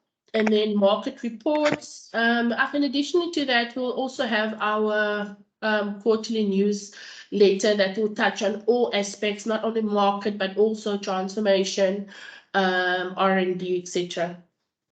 And then the last one is our industry benchmarking, which is also very important for our farmers to also know what it is, what is your actual cost to then go into this industry. This was done in 2019.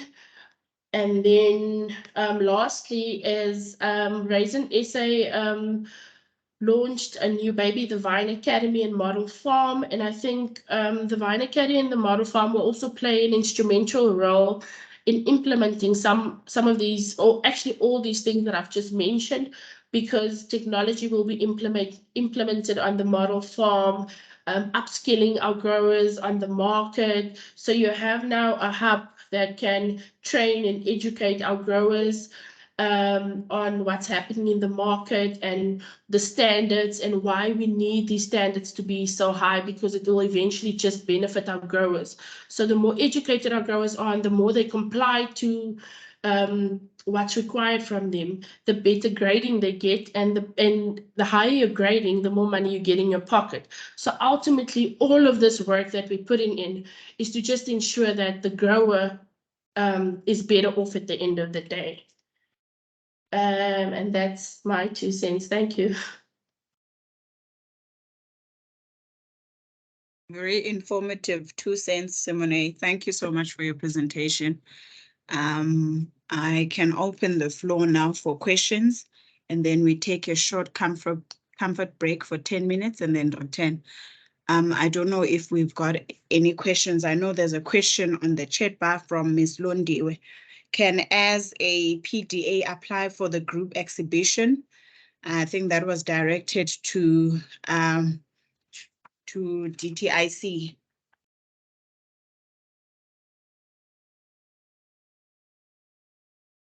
And also there's a hand. Oh, sorry, just trying. Okay. There's a hand from Mabela. Over to you.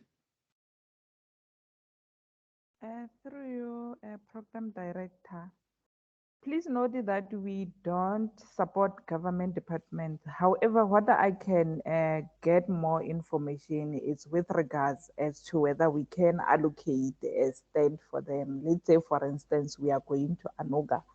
If it will be possible for Department of Trade and Industry to pay for a stand whereby Department of Agriculture can come and showcase. But currently we don't fund government department. Thank you. All right. Thank you, ma'am, for that clarity. I'm sure Ms. Londiwe is clarified on the question. In the absence of, okay, right, noted. In the absence of questions, then we are going to break, and then we are going to return at 11. Can we do that, colleague?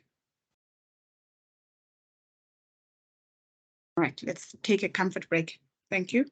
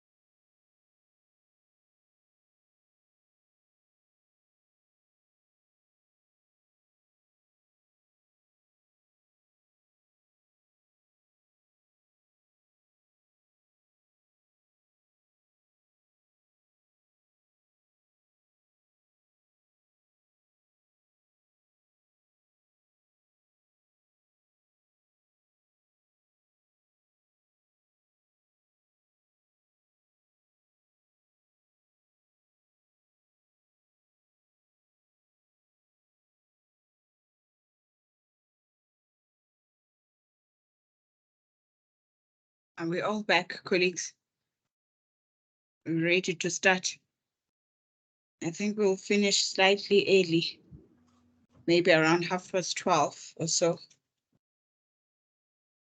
I see there's a question, there's a hand from Simone.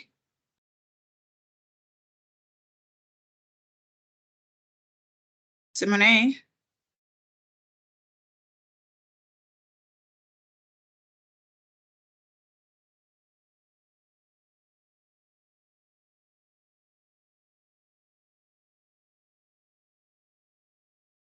Okay. So also on Simone, are you there? I think there's also a question for you. No, I'm good. Sorry, that was an old hand. Okay, all right. So there's a question for you on the chat bar. It says, with regards to benchmarking, the available publication is dated 2019. What is the frequency of publications? How often do you release your publications? It gets released annually, as I said, because raisin gets harvested yearly. So it will after each year. So the publication is almost a year behind. So every year we release the publication on the previous year's data. Okay. And also from my end, since you are responsible for development of Black farmers, are they all able to participate in the export market? I know you mentioned that producers don't individually export on their own. So are these Black farmers able to? No, so the moment you go and deliver your product at a processor, you automatically take part in the export market. So all growers are part of that export market. Obviously, you can now just increase their share in the amount of products being exported, but all raisin growers are part of the export market. All right, thank you so much, Simone, for the presentation and the clarity. So colleagues, now we are going to move to our presentation from the Directorate of Food Safety and Quality Assurance, which is going to be covering the regulatory food safety and quality requirements and principles to consider for dried fruit and raisins export. And the presentation is going to be delivered by Ms. Mkhize. And I see you are ready. Over to you, ma'am.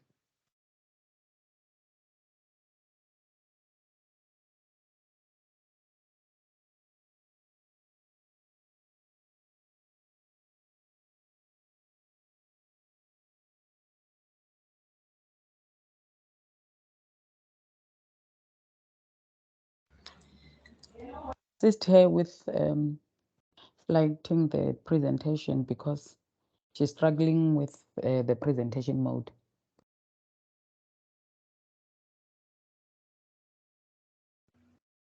Right, please assist us, Cindy. Maybe or she any of the should colleagues. unshare, then we can share her presentation for her. Thanks, colleagues.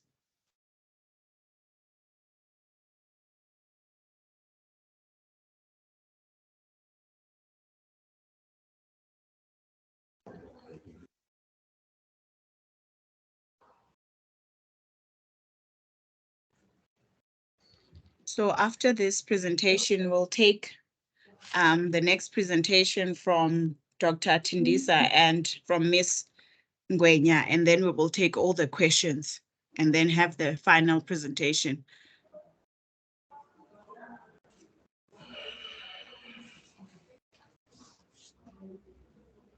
And also there's a change in the person that is going to deliver our closing remarks. Ms. Dingile couldn't make it for this engagement, and she sent her sincere apologies. So she will be represented by the Deputy Director, Mr. Ezra Steenkamp.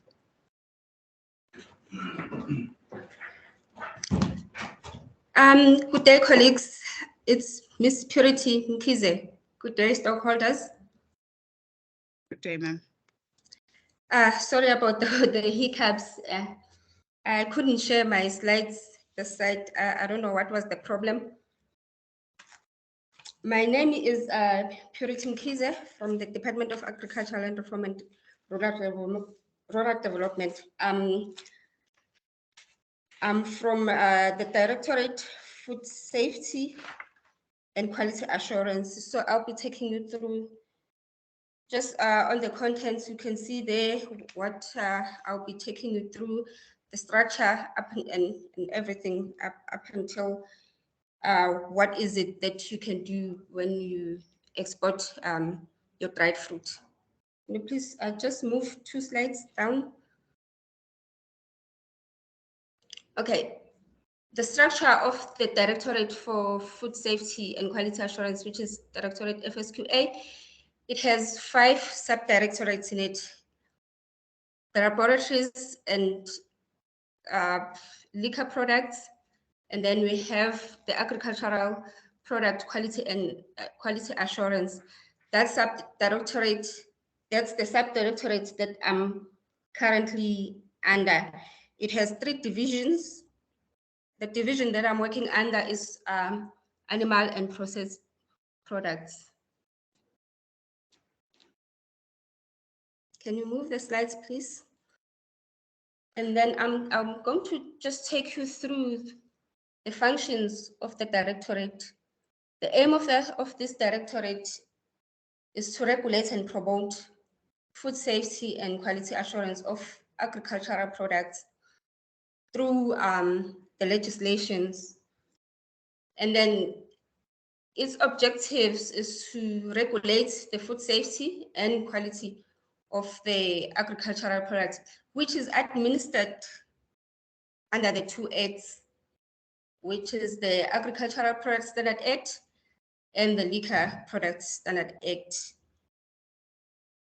It also manages the registration of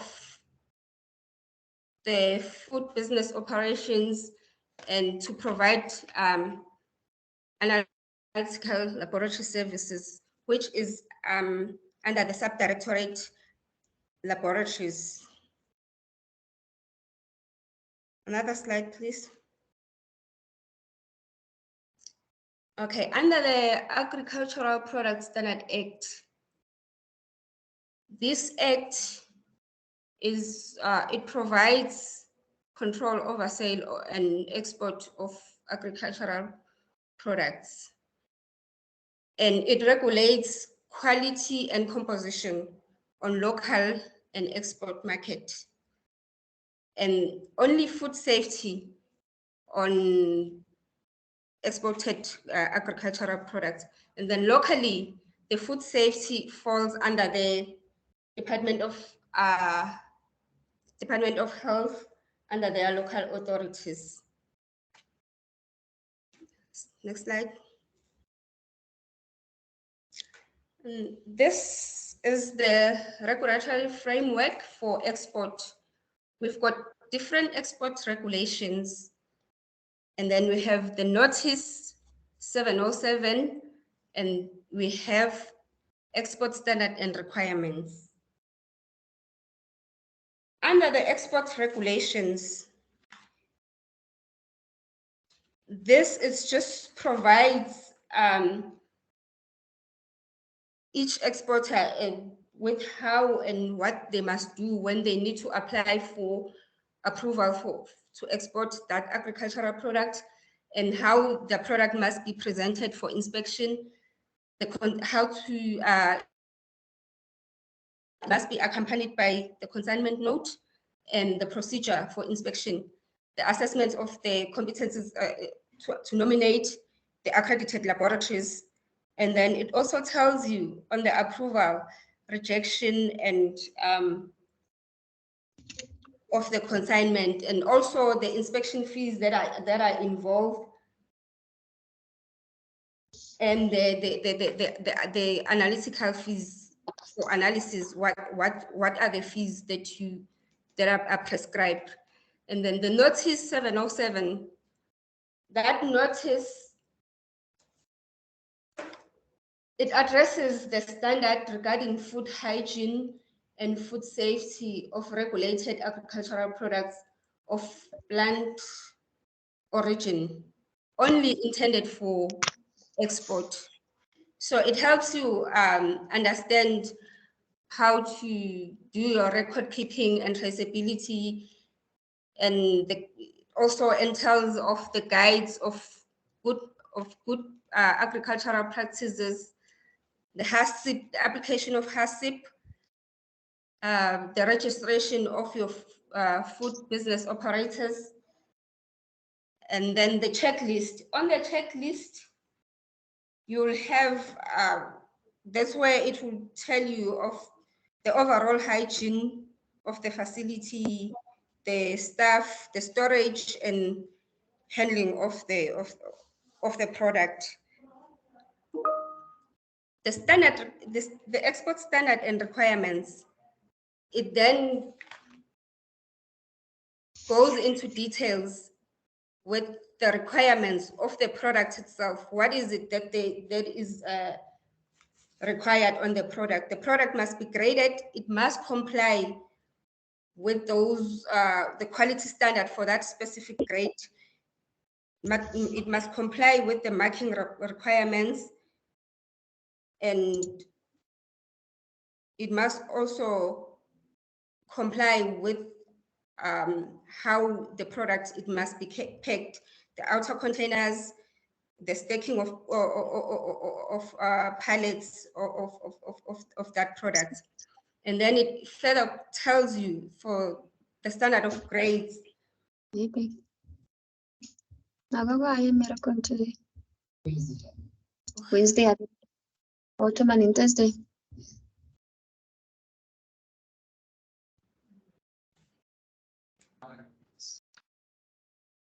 Okay, can we go back to that slide, regulatory framework? Okay, and then the packing and marking requirements. On the packing, it will tell you that products of different grades cannot be packed in the same containers. And then the quality requirements of the minimum quality requirements, the sizing of that product type, and then what are marking requirements. And then on the traceability, it goes back to the registration of your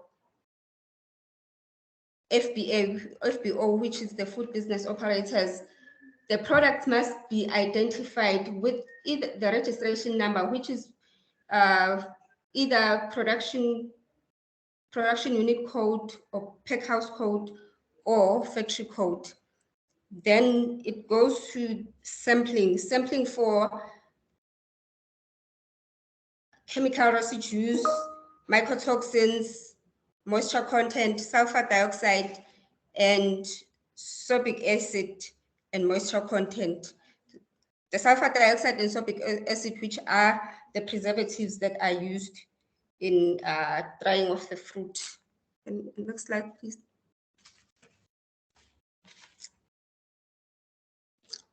Then on the exports, the export standard specifically for dried fruit, we have the one that was stipulated by the government notice 1983 in 1991, which was then amended by notice 810 in 31 May 2019. It gives the definition for a dried fruit, what it means. It can either be a processed or unprocessed dried fruit, which is cut, peeled, and dried on this. There is the methods that are given there, or any other recognized drying method. However, it excludes the fruit pureed fruit, minced, cooked, and baked dried fruit. For examples, those are your fruit rolls, maybe dried powdered fruit or fruit flakes. So on the dried fruits, we have dried deciduous fruits, subtropical fruits, your dried grapes, which is raisins, and other dried fruits. For example, your dates, your tomatoes, figs, cranberries, and goji berries. Then we have mixed dried fruit. On the mixed dried fruit, you can have any of those dried fruit, which are deciduous fruits, subtropical, and raisins, and other dried fruit mixed in one container. Then we have dried fruits which are mixed with other foodstuffs which can be nuts and other glazed, maybe glazed cherries. And then we have unspecified dried fruit. Under the unspecified dried fruit are the fruits that are not specifically outlined in the standard and requirements, or you'll find that the fruits are not grown locally. So they will fall under the unspecified. Then we have requirements for approval of the consignment.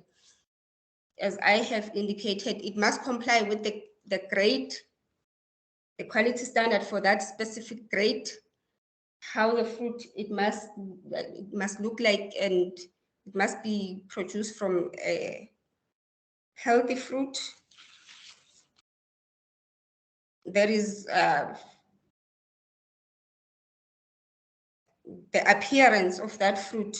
It must be healthy, and it must have the flavor characteristics of that particular fruit that is going to be dried. And then it tells it must comply with the container and packing requirements, the marking requirements, how you should label your product, and the sampling requirements as well. And then it must not exceed the prescribed maximum. We prescribe the maximum tolerances for your pesticide residues, mycotoxin, moisture content. Moisture content is prescribed for each product type, and sometimes it differs per cultivar. And then your sulfur dioxide level and sorbic content. Next slide. Quality for grades, and then specifically for raisins, this is basically for all the dried fruits. We have 3 different grades prescribed in the export standard and requirements. We have your choice grade, standard grade, and substandard grade. And we prescribe also the maximum moisture content. As I have said, it's prescribed for each product type, and sometimes per that particular cultivar. And for raisins, we also look at, for quality requirements, we look at that it must be free from undeveloped berries and your berry cap stems and the sugar crystals, which can be visible when you look at the dried fruit. And then if your product is sized, for raisins, it's sized by count, which is the number of berries per 100-gram sample. So you count the berries, and then it can be either by screening, which you use a sieve, where if it must pass through a certain diameter to be that particular size that is allocated to. And then, of course, the product must be free from foreign matter and other hazardous foreign objects. And it must not have any mold, damaged berries, and the berries that have seeds on the seedless type of raisins. If it's labeled seedless, then you cannot expect to have seeds in there. Thank you. Next slide. And then this is an example of the maximum permissible deviations that you will have on your export standard and requirements, that shows you for each grade and per each quality factor, how much you can deviate, how much is allowed that you can deviate on. And then where there is a star, it means for that grade on that particular quality factor, there are no specifications. Next slide, please. And then these are the examples of the instruments that are used to determine the size on your dried fruit. It's your vena caliper, the dried fruit sizer. And then these are the examples as well of the container. Here we have your retail packaging, and then we have the bulk container. The bulk container, it can be any container which is more than 2.5 kilograms, then that is regarded as a bulk container. Next slide. And then we have an example of how you can, what is it that you can label on your product? There we have Alberta peaches, Alberta, which is the variety. So you can, if you want to label your product with the name of the cultivar, yes, you can label it, provided that it is a true cultivar of that is pegged on that packaging. And then it must also say the country of origin. It must have the name and address of the packer, the date code, and yeah, the net mass. And then this is the example of how the MRLs, your maximum residue limits, you'll find we've got a database, and this is how for each product type, we've got prescribed residues that can be used on that product and its limits. And here are just the examples of the countries that we normally export to with its limit. And this database is updated as every year we update the database. Thank you. And then here, this is the examples of the samples when the designated assignee, they come and sample your product, how the samples are labeled for traceability. And these samples are for testing of MRLs, moisture content, mycotoxins, sulfur dioxide, and sorbic acid content. And then the inspection and approval for export, it is done by the designated assignee, which is Perishable Products Export Control Board, PPCB. They do all regulated agricultural products intended for export, which is including the dried fruit.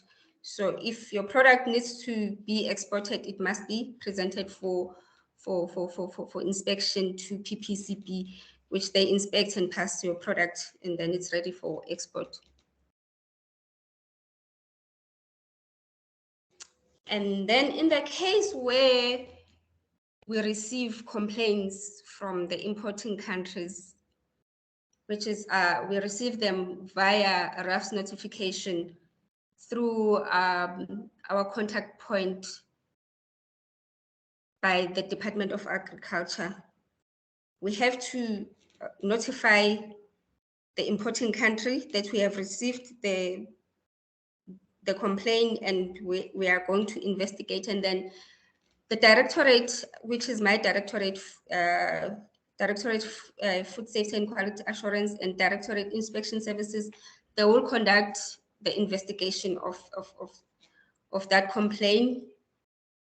Next slide, please. If that complaint was based on the accidents of the agrochemical that was used on the product, then we'll request the producer or exporter to provide us with their spraying programs and maybe explain why that MRL was exceeded. And then we'll compile a detailed report which would be sent back to that importing country. However, we get cases where you find that it's not only, the complaint is not only based on the residue limits that was exceeded.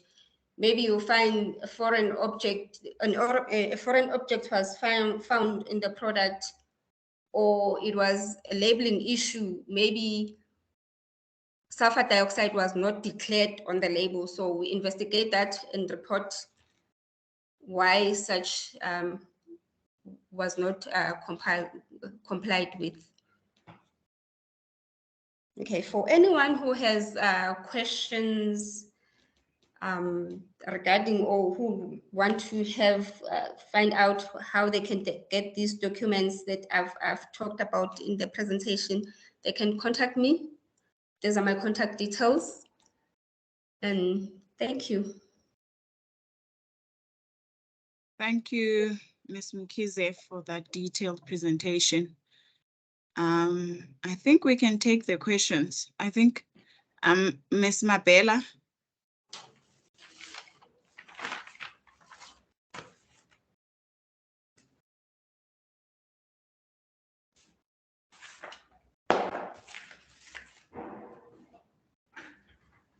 Right, there's a question on the chat bar. Sorry, where's the chat? That is from Sizo Nzimande, saying, why are the RSAMRL so much higher than the most of other countries? And also there's another question that is coming in, food safety. Who is the responsible party for the monitoring of food fraud vulnerability? DOH or DALRAD?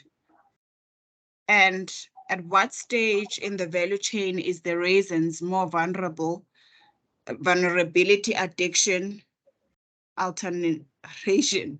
Okay, these terms are not familiar to me. Ms. Mkhize, over to you. Okay, I'll start with the first one on why RSA MRLs are so much higher than other countries. The residue limits, they are tested for safety. When that residue that limit is set, then the Department of Health, they will do their research on the safety limit of the MRL.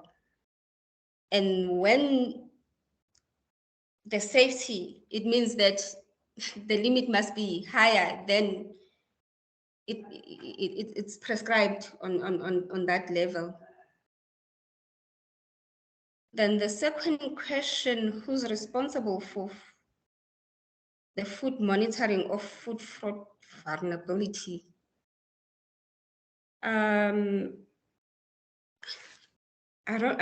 Maybe if that he can clarify in terms of what is the quality of the product, or in terms, because our regulatory system is divided, like they have indicated, there's Department of Health, is DARAL. So is it for local market or is it for export? If maybe they can clarify there, because for local market, maybe they can, for food safety issues, they can go to Department of Health. As I have indicated on my presentation, food safety, DARAL is only responsible when the product is intended for export, and then locally food safety is the issue, is the mandate of Department of Health. Thank you, Ms. Mkhize. They may come in maybe on the chat bar and clarify. I'm not sure if they have been answered. But let us move, colleagues, to a presentation by Dr. Tindisa, who is going to present to us on what to know in participating in the agro-processing value chain. Doc, are you there?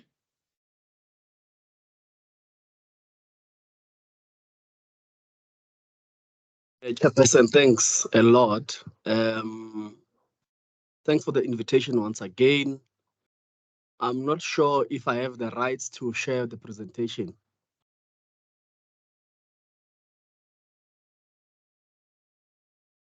Yes, you do.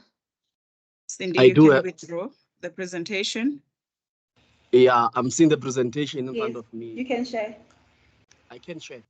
Yes. Stop sharing on your end.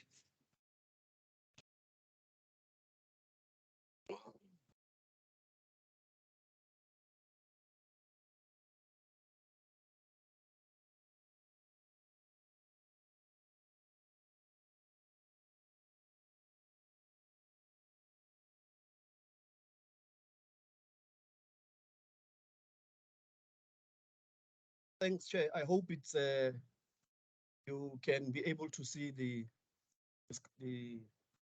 outline. Yes, we can see the presentation. Please put it on slide mode. I have done that on my side. I'm not sure what might be the challenge, but thanks again, Chair, for the invite. Good day to everyone on call. I'm requested to speak to the requirements for the agro-processing and or value addition. I'm not here alone. I'm in this session on a presentation prepared together with my colleagues, Date Macmillan Shakwani, Professor Magomani, and Mepila.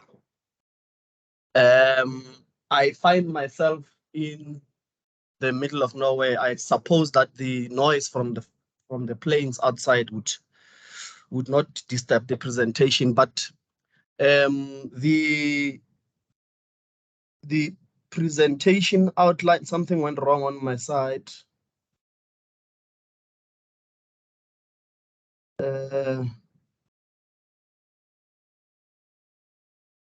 you want to? Okay. Yeah, I'm trying to do that, and then so the outline would look at a couple of factors, starting with the limitations of the industry, just to give us a perspective of what's happening in the agro-processing industry. Go to the AAMP. I'm sure that most of us who are on call have had a thing or two to say about the AMP. Go to barriers to entry, but take a couple of time on the access to finance and the opportunities. To start with, I thought it's proper just to have a few words on the limitations that are within the agro-processing industry, which in the main is a global phenomenon. It's not only confined to South Africa. It's a global phenomenon. It is concentrated. And one of the reasons why it's concentrated, whether in the form of market size, whether in terms of turnover, whether in terms of employment, is concentrated simply because it is very dynamic, but it's also complex. I'm sure the presentation that we just had right now in terms of standards and regulations provides some context into why there's always a challenge in terms of participation, but also is highly regulated to ensure that the consumption of food that is on the shelves, it can be guaranteed in one way or the other. Of course, sometimes you would have a lapse and a gap here and there, hence you would have product recalls, but it's highly regulated. That's why the reason you would have a lot of recalls of any product, whether dried fruit, whether raisins, or any other fruit processed product, is because the legislation somewhat withstands the scrutiny. But it's also very technologically based, and hence you would require a lot of capital. Hence, the focus of this presentation would spend a bit of time on the high capital requirements and where those who wish to apply might knock at those doors. But importantly, the fruit processing, which is where the fruit industry and the raisins are hinging on, is considered a residual industry. It's a residual industry, and this context is very important because ordinarily the expectation from especially many amongst the principles that we find in government is that when you process any product, you are adding value, therefore you will always fetch a higher premium price at the tail end. And it's not always the case. And fruit industry is one of those. It's a residual industry because often when you find companies in Ceres, I saw an example from a colleague here, or Rabo in the Western Cape, where you would find blue chip companies, agro-processing agribusiness, is because they want to be closer to the raw material, number one, but most importantly, they're using the value add or processing perspective to minimize or mitigate their post-harvest losses. So that's a very important a dynamic, because when you enter into the space, you need to be aware where are you going to be able to fetch your premium price, because indeed agro-processing and farming in general is a business. The slide shows the 6 pillars that were signed off as part of the medium to long-term vision of the agriculture and agro-processing industry. The one that you see there is from the agro-processing cluster, and of importance to this seminar is Pillar 5 and Pillar 6. Pillar 5 talks to enabling markets expansion, and I suppose that is the driver why this webinar is hosted today. But also Pillar 6 is very succinct and specific, developing localized food import replacement and expanded agro-processing exports. So what we would be explaining today hinges on those 5 and 6 pillars, so that we leverage on what the industry and the sector as a whole is moving towards. But AMP, it's a sectoral document. It's a document that espouses sectoral ambitions going forward. And the sector is made up of various subsectors below, and one of those is the agribusiness, individual agribusiness as an entity. And it's important that when we were dissecting AMP to say at an agribusiness level, what do we think are areas that needs to be unblocked, so that we have that entry in relation to agro-processing and or value addition. On the left-hand side, the internal factors, endogenous factors, I'm not going to spend much time on them. Suffice to indicate that because it's a high technology, high human capital, high social capital industry, it's important that there is some level of experience, there is some level of knowledge that you carry through if you are going to be able to make it. And of course, the issue is always where does experience start? Of course, you're going to pay your school fees, but the issue is not about after paying school fees, do you chicken out, or do you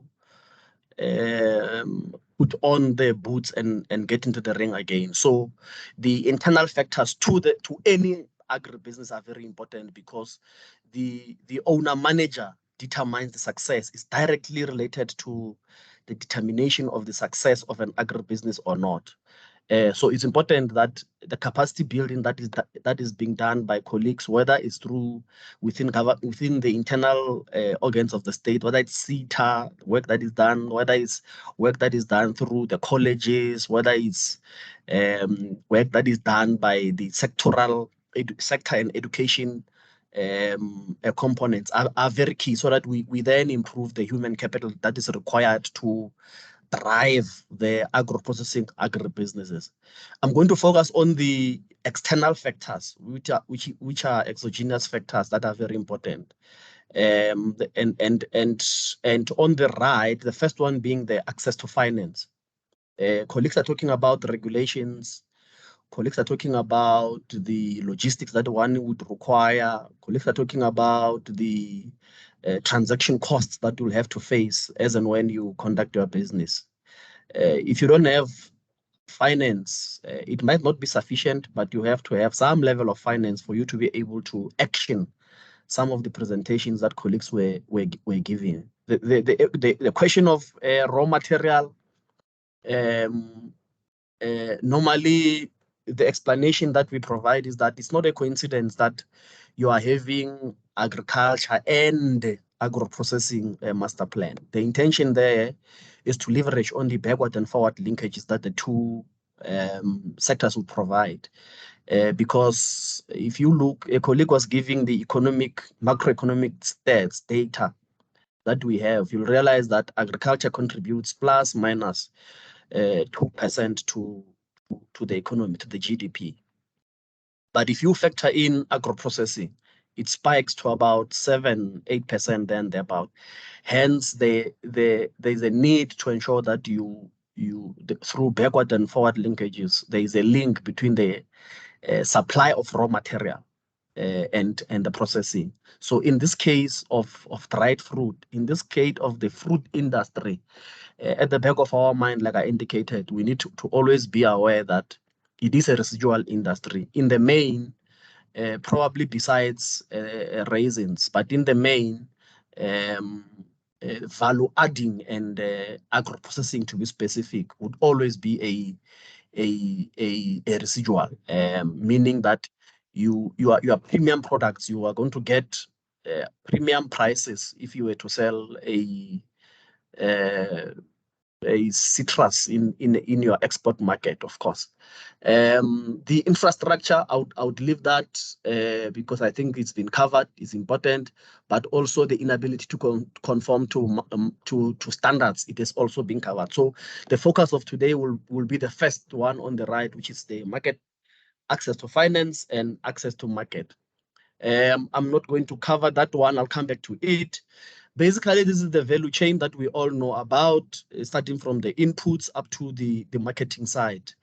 From the agro-processing side, at least in as far as this webinar is concerned, our focus would then be on the primary processing and to some extent secondary and tertiary processing.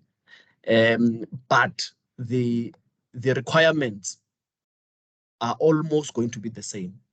And I like the presentation that colleague gave right now in terms of the APS standards, Agricultural Produce Standards Act. And I could hear that he's running away he wants to stick to the WhatsApp group and not encroach on the FCD, Foodstuffs and Cosmetics Disinfectant Act that is run by the Department of Health. But the bottom line, the point I'm trying to drive home is that whether you are playing in the small business or medium business, juxtaposing with the large lead dynamic companies, the rules of the game are the same.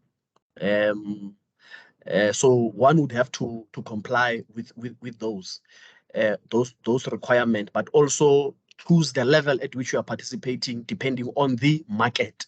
And you can see there that there are a couple of channels that one can go to the market.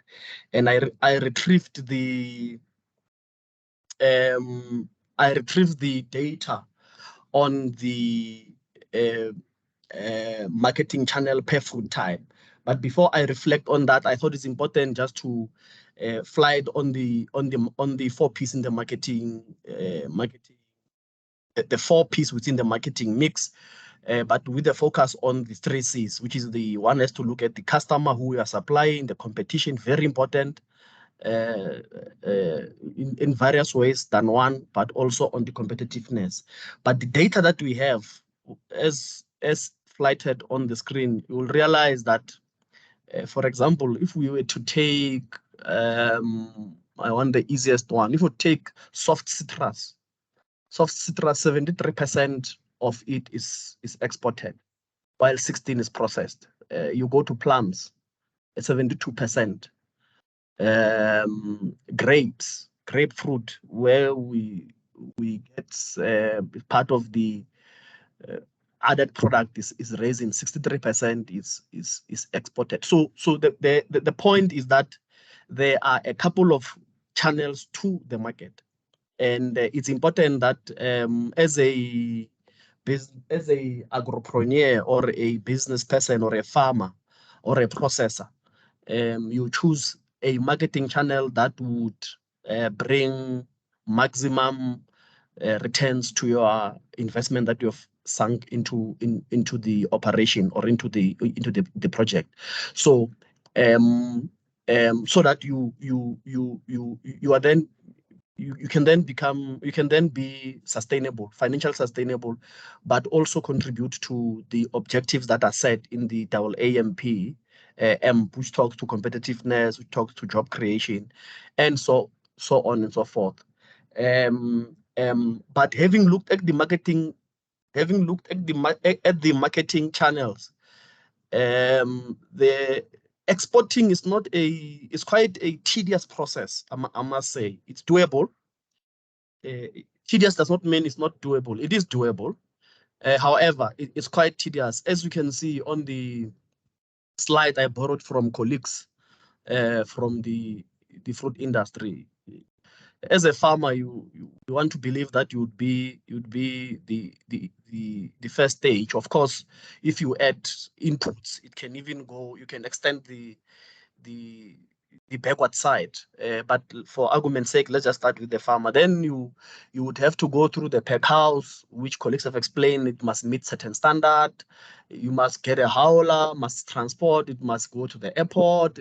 If you are to the harbor, if you are using sea freight, you must get into a vessel and so on and so forth. So it's quite a tedious, a technical and very dynamic process because you are always facing variables that they're not within your own control. You might wake up tomorrow and then you get a note that a product is not allowed into a particular country. So you need to be able to toughen up, but also be aware of the requirement and have your own social capital and human capital to be able to navigate all the tedious processes that colleagues have identified.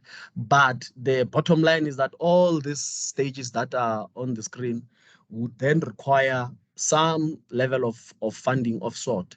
And I thought I should spend time on this slide, which is part of the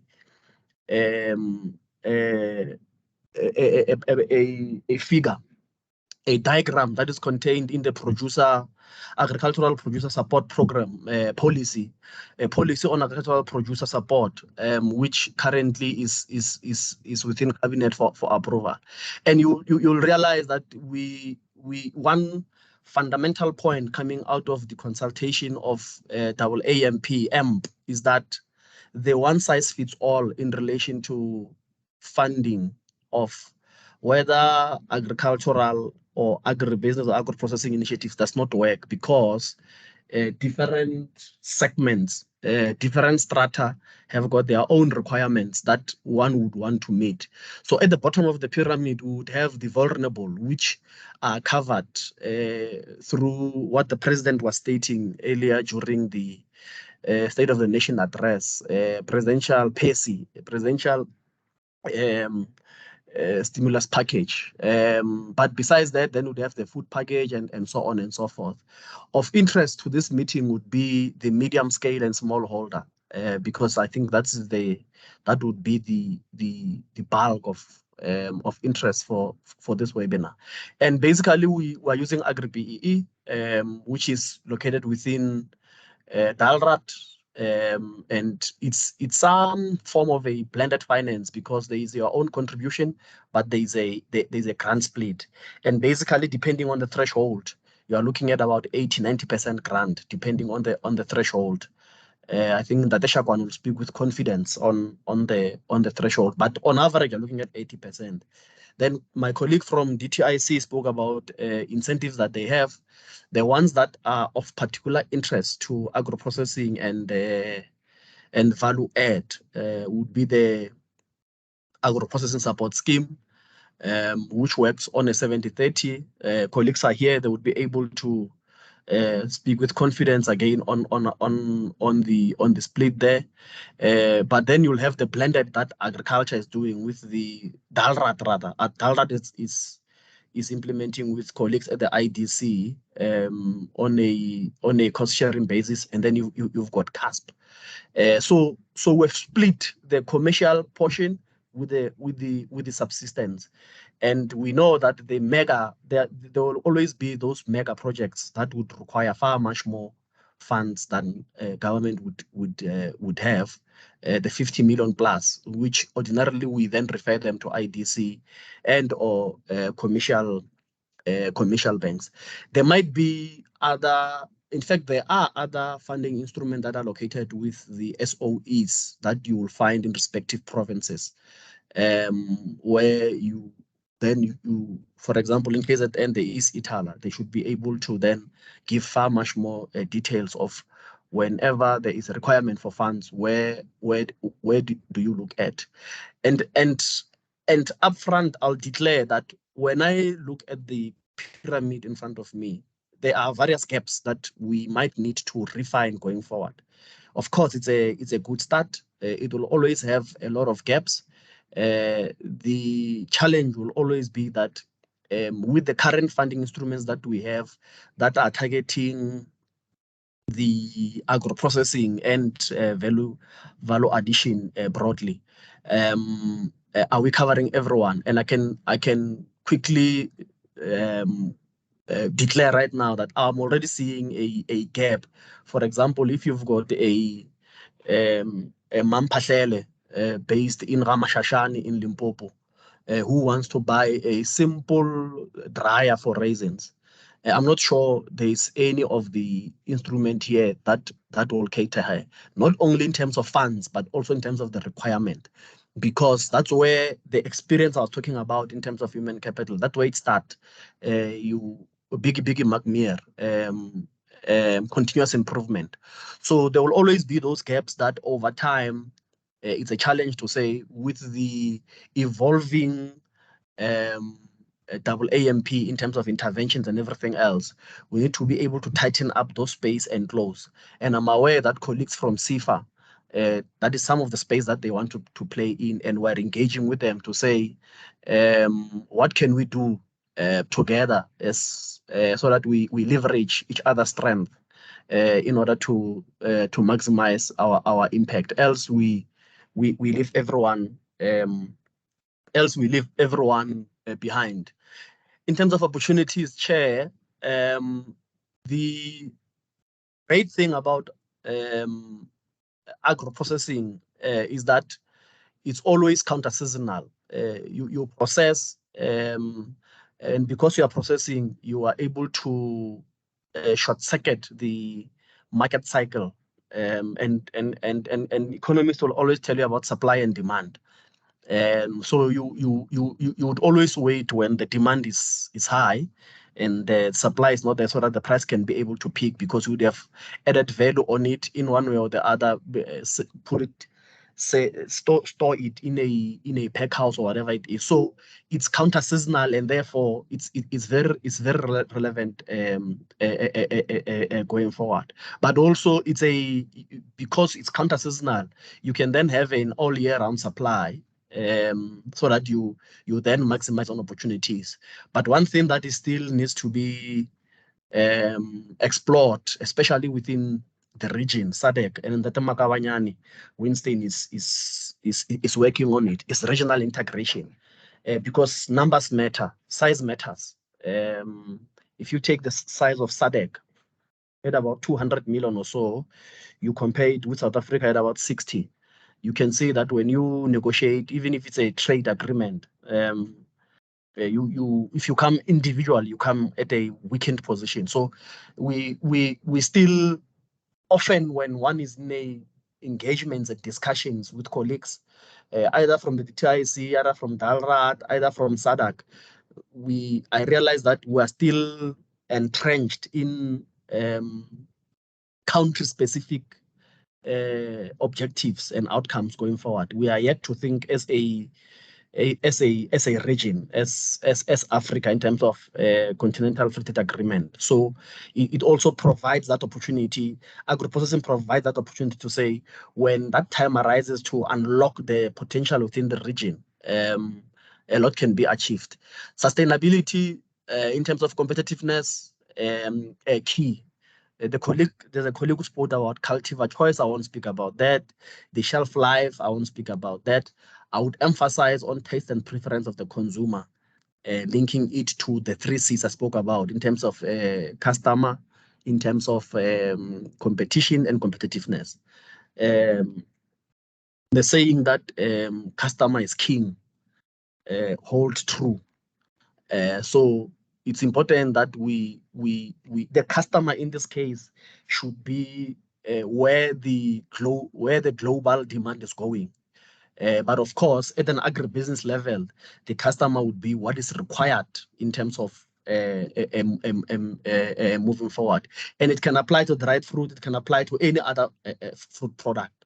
But the fundamental point is that the market should always determine what we want to do and which poster are we taking, and what are we looking at. Research for innovation, it's key. I know that the Vice President, Dr. Ntombela, is very passionate about the issue of increasing the funding allocation within the agriculture and agro-processing space, in line with the AU commitment. It's very fundamental, because if we don't keep up with what the globe wants, we will forever be chasing our tails. So we need to we need to really move into the space on the perspective that first move advantage does play a role. But for now, with all the problems that the country is having in relation to acute funding shortage, it's something that we might want to, going forward. It's a very key and important aspect, especially in relation to agro-processing and value addition. It's very key. A simple example that comes to my mind would be water.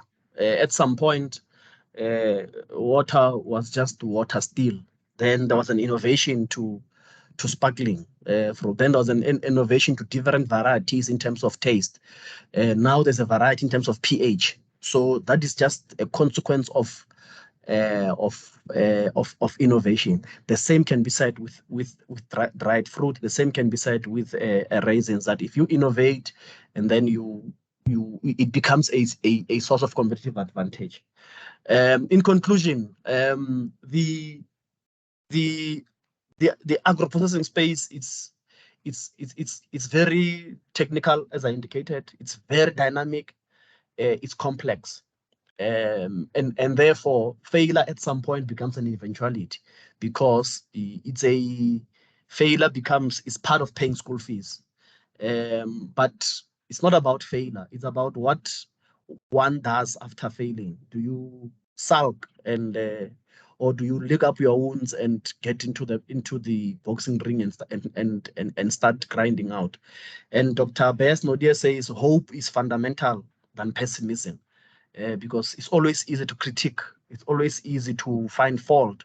It's always easy to say this, to be a hindsight is perfect science, to always look at, but where there's a will, there's always a way in terms of ensuring that even though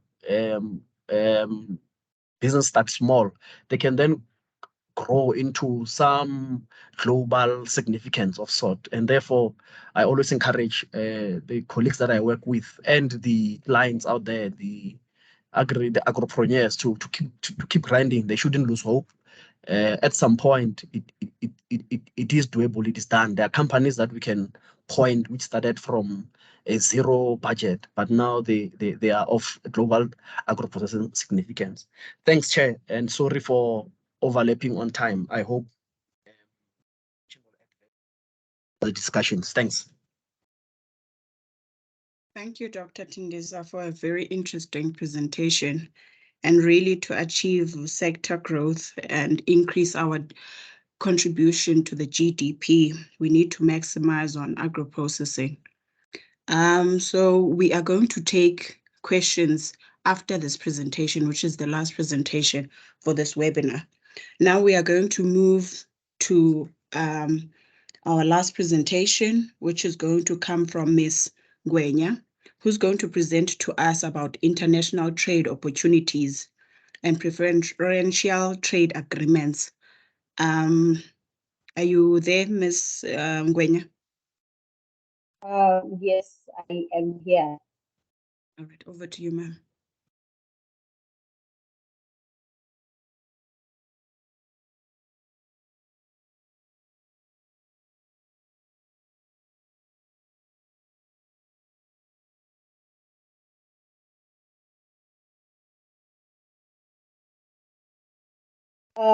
Ladies and gentlemen, please receive my greetings. I'm still trying to load my presentation. Is it visible on your side? Yes, it is. Okay, thank you. Thank you for the opportunity. My name is Samgelsu Ngwenya. I'm an agricultural economist at the Department of Agriculture, Land Reform and Rural Development. I'm with the Directorate International Trade. Our directorate mainly deals with international trade negotiations between countries, as well as facilitating country-to-country engagements.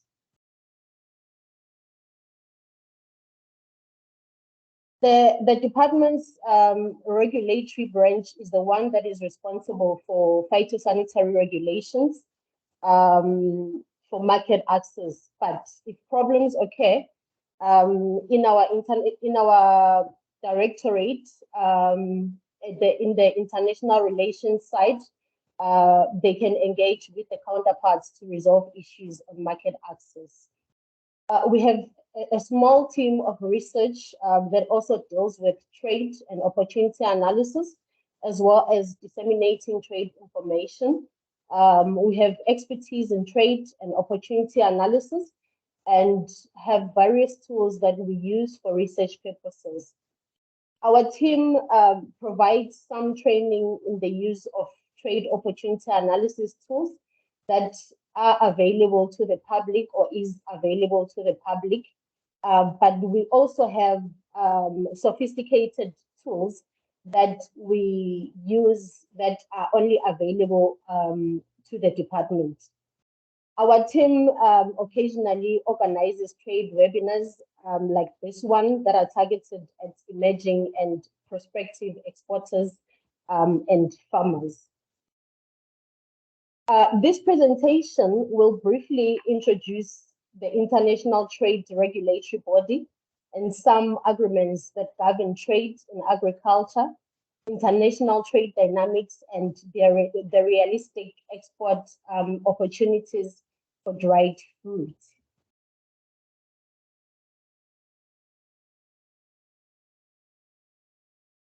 The World Trade Organization was born out of negotiations, and everything that the organization does is the result of those negotiations.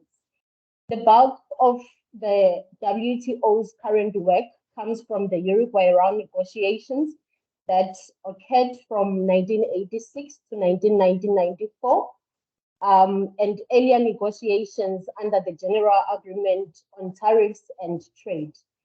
The organization is currently the host to new negotiations under the Doha Development Agenda that was launched in 2021. As a regulatory body, the WTO, sorry, still on the previous slide.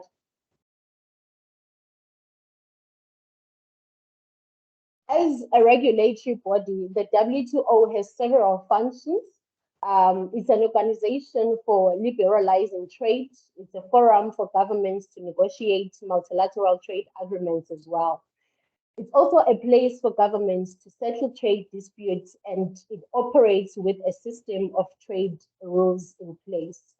Above all this, the organization is a negotiating forum where member governments go to try to sort out trade problems that they face with each other. Where countries have faced trade barriers and wanted them lowered or eliminated, the negotiations have helped to liberalize trade. Moreover, the organization is not just about liberalization of trade. In some instances, the trade rules under the organization support maintaining trade barriers to protect consumers or to prevent the spread of diseases.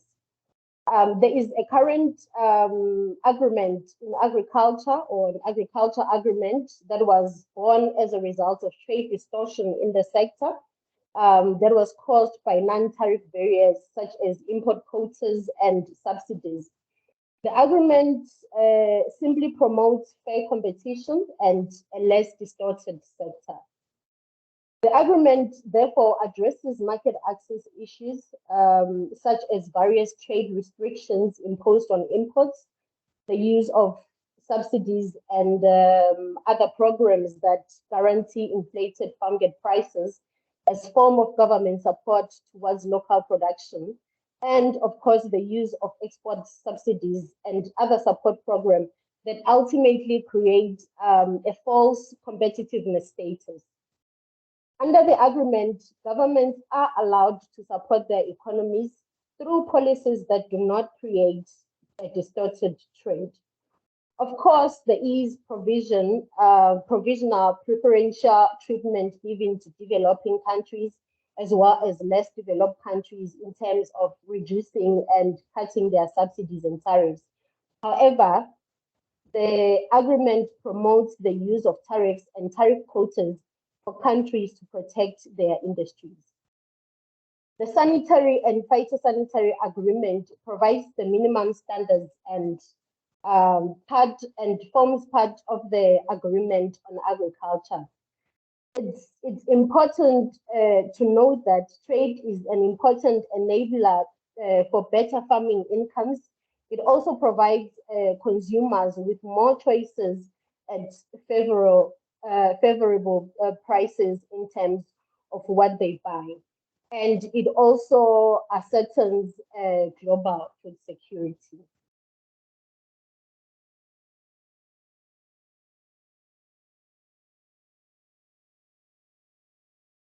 International markets are not without challenges of laws. Farmers and traders face many dynamics in the markets, and risks in trading add to the cost of doing business. Through negotiating the free trade agreements, government endeavors to reduce the cost of doing business. For example, reducing the import tariffs and eliminating some tariff barriers can make trade possible and economically viable. It allows South African exporters to be more competitive in the export markets. And an overall SPS agreement may form part of the trade negotiations in improving mutual acceptance of our regulatory systems, and that contributes to reducing technical barriers to trade. Despite international trade agreements, the regulatory branch still must negotiate a product-by-product protocol for each product to each country in order to mitigate the sanitary and phyto risks of each product. These types of protocol negotiations are ongoing through our regulatory branch, and the Directorate International Trade assists with relations when problems are encountered in terms of trade. Exporters also must deal with many risks and barriers. They must deal with volatile exchange rates that make deal making and planning difficult. Other costs come in the form of insurance, freight costs, harbor costs, and import taxes. Some of these risks are difficult to ensure, like political instability in Africa. And some countries like Russia, for some countries like Russia, it may be very difficult to secure insurance, or very expensive to secure insurance because of their current dynamics. Some exporters must deal with product quality issues over the long distances of shipment and harbor delays, which have a bearing on the profitability of exporters and the quality of their products. Farmers that export their produce must undertake additional costs so that they adhere to regulatory requirements of the importing countries. In countries like Europe, there is a low or zero residue level requirements, and if countries do not adhere to those requirements, they can be disqualified from exporting their products to the market. Other variables to consider for global supply and demand are trade diversion due to trade wars and boycotts. There's also disease outbreaks, there's droughts, there's changing consumer demand as well.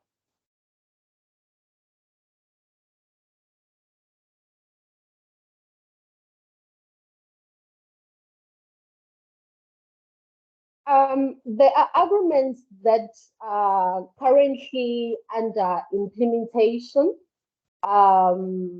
Several agreements within the African continent determine the current preferential trade environment. And South Africa is a member of a customs union together with Botswana, Lesotho, Namibia, and Eswatini. The South African Customs Union is actually the oldest in the world. There is also the Southern African Development Community, called SADC in short, free trade area that was fully implemented over the past decade. The African Continental Free Trade Area, in short, ACFTA, it aims to boost intra-regional trade, and the agreement covers trade in goods and services. It also covers investments, intellectual property rights, and competition policy. It brings together all the 54 African countries from the African Union, covering a market of more than 1.2 billion people with a growing middle class and combined GDP of more than 3.4 trillion US dollars. In terms of numbers of participating countries, the AFCFTA will be the world's largest free trade area since the formation of the World Trade Organization. And in January 2022, or as of January 2022, 44 countries have both signed and deposited their instruments of AfCFTA ratification. In Africa, sometimes most of the market access barriers are not necessarily tariffs, they are actually non-tariff barriers, such as the sanitary and phytosanitary requirements and poor infrastructure, and therefore they hinder the realization of the real trade potential.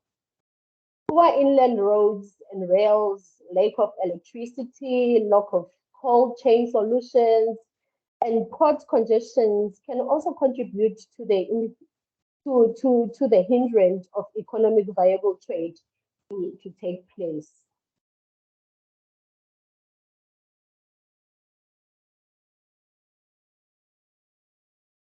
Europe is South Africa's largest export market after the African markets. It is significant that European consumers have a high per capita income and are buyers of high value products. Even though emerging markets are growing faster, Europe still provides a solid base for high value products diversification. For the sophisticated markets in the world, Europe also accepts South Africa's plant quality control system as equivalent on fresh produce. South Africa also enjoys favorable sanitary and phytosanitary market access to the EU as a special market. The EU Economic Partnership Agreement is currently just over 5 years old since its implementation in 2016.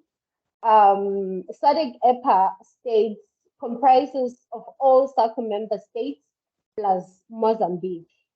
The SADC-EU-EPA is a free trade agreement between South Africa, the region, and the 28 European countries which are members of the EU.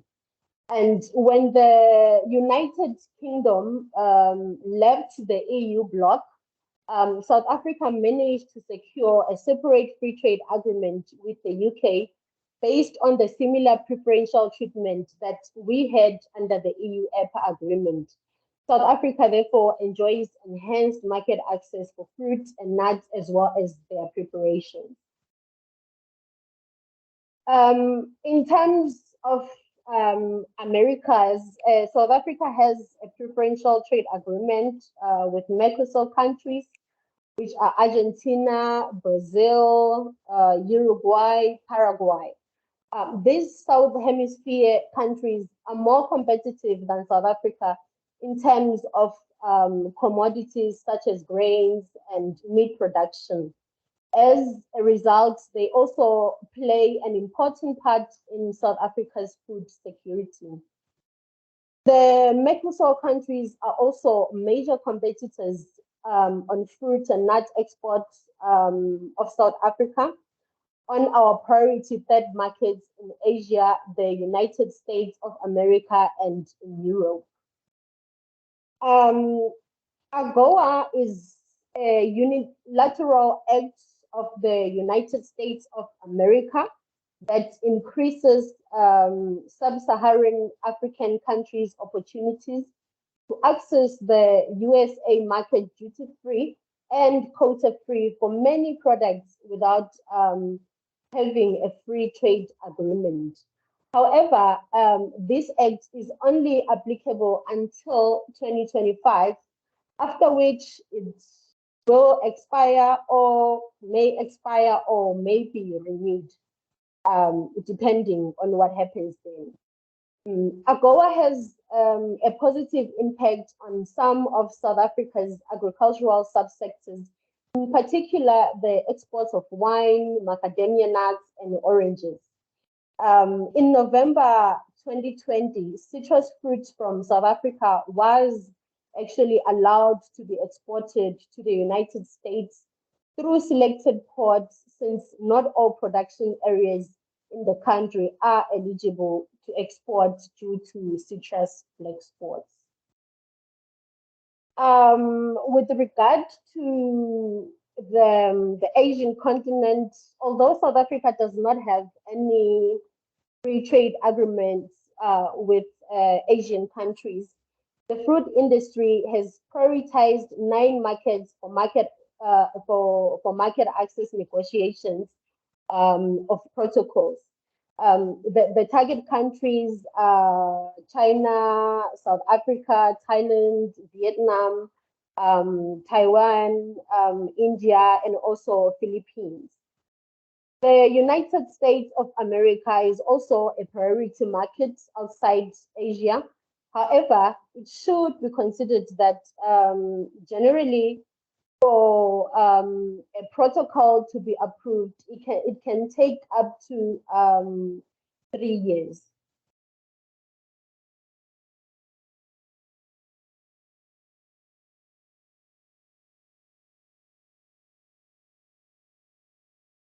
There are trade agreements that South Africa is currently taking part in negotiating or reviewing. And one of those agreements is the tripartite FTA that South Africa almost concluded between COMESA, EAC, and the SADC. So then the basis of this tripartite agreement were then used to expand to the continent through the recently concluded African Continental Free Trade Agreement. Although I have mentioned that the African Continental Free Trade Agreement has been concluded, the negotiations that there are negotiations that are still ongoing to conclude all outstanding matters, such as signing of the agreement and for members to ratify. The agreement was implemented as of January 2021, if I'm not mistaken. It's now gazetted and it's reflected in the SACU tariff book. And trade will commence once the key outstanding issues, such as tariff offers and the rules of origin, have been concluded. There is also SACU European Free Trade Association Free Trade Agreement that is currently being reviewed. The current agreement is with an additional 4 European countries, like Iceland, Norway, Switzerland, and Liechtenstein.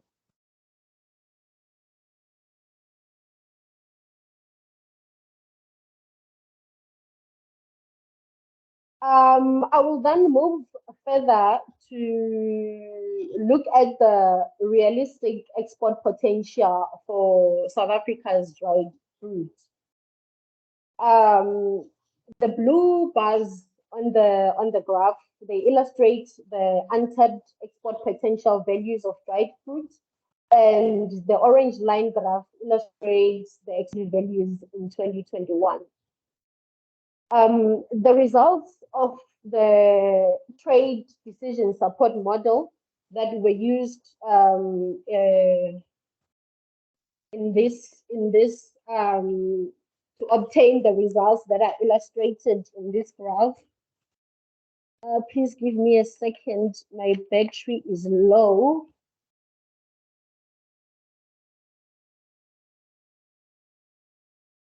Okay, sorry about that. As I was saying,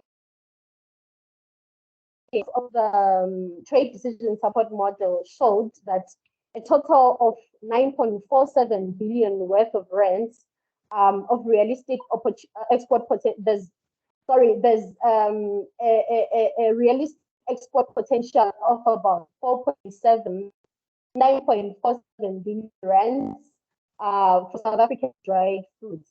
And the overall exports of dried fruits from South Africa reported for 2021 is way below the observed untapped potential, and the value that was exported in 2021 was approximately 2.6 billion rand. Dried grapes, that we also know as raisins, have an untapped potential of approximately 4 billion rand, and the current exports are valued at 1.8 billion rand. This shows that there is actually an opportunity for South African farmers and exporters to more than double their supplies of raisins to foreign markets. The untapped potential for dried pears, peaches, and papayas is about 2 billion rands aggregated, which shows that exports of the fruits can also be increased by an additional 2 billion rands. The total untapped potential of dried fruit, including that of prunes and apples, and also mixtures of nuts and dried fruits, is about 9.5 billion rands compared to the current exported values of 2.3 billion rands that were reported for the year of 2022. So overall, South African farmers and exporters have an additional untapped export value on top of the 2.3 billion rands that they can make from foreign earnings. In this case, I think it's important to mention that when I'm talking about untapped potential, I'm talking about opportunities where South Africa is actually competitive to supply, provided that issues of production capacity and market access are addressed.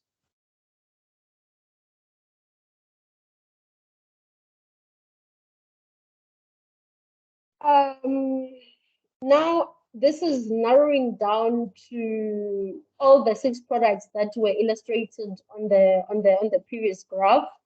I will start with the raisins.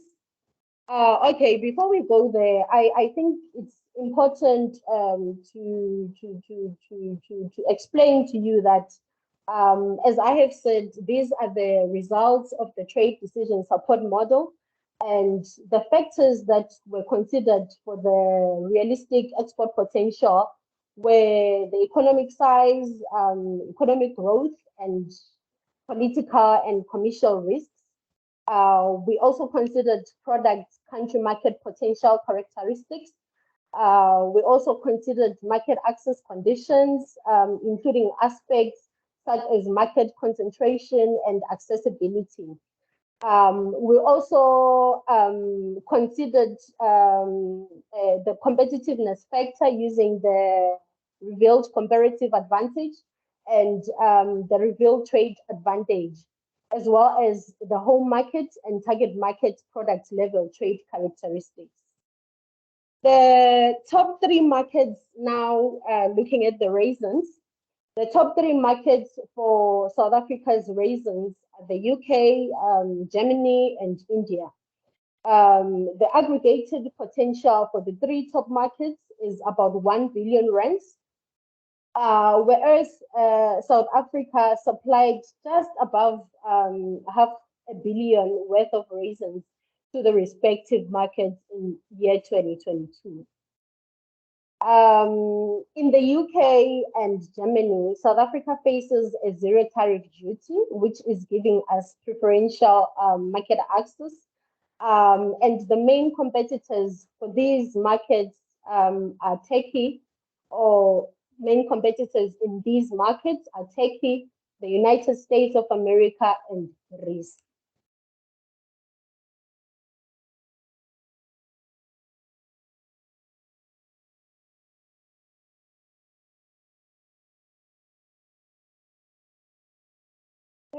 I'm trying to move on to the next slide. I'm not sure what's happening. In the case of dried peaches, pears, and papayas, China is the top market of interest for South Africa, with an opportunity of above R500 million worth of peaches. However, there is an applied duty of 24% on the products. For the US, above the 0.91 billion rands worth of peaches that South Africa is exporting, there is an opportunity to supply an additional peaches worth about 0.21 billion of rands. And the competitors in these markets are Thailand, Vietnam, and China.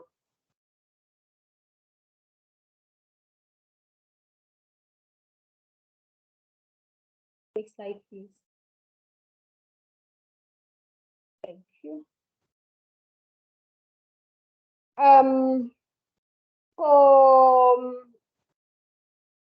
For dried apricots and apples and prunes, and also the mixed nuts and dried fruits, the additional opportunity is approximately 1.42 billion worth of rands, as compared to the current exported value of 0.03 billion rands that was reported for 2022, which shows that there is actually a very big gap that South African farmers and exporters have a potential to fill when it comes to the export of apricots, apples, prunes, and the mixtures of fruits and nuts. This is where my presentation ends.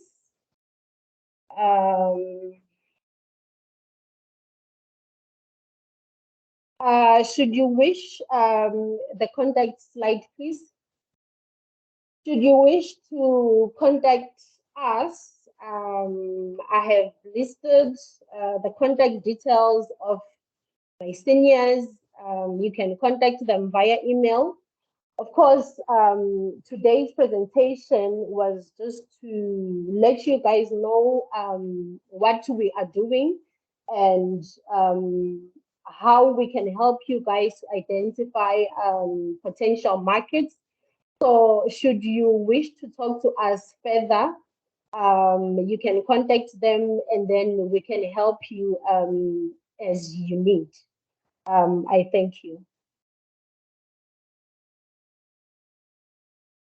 Thank you so much, Ms. Ngwenya, for a very informative presentation. Singita, could you please confirm if DG Ramasodi is online? Yes, Norma. Okay, all right, thank you. Welcome, DG Ramasodi, to the webinar. Thank you for making time for this webinar. We appreciate having your presence. I don't know if you would like to say any few words.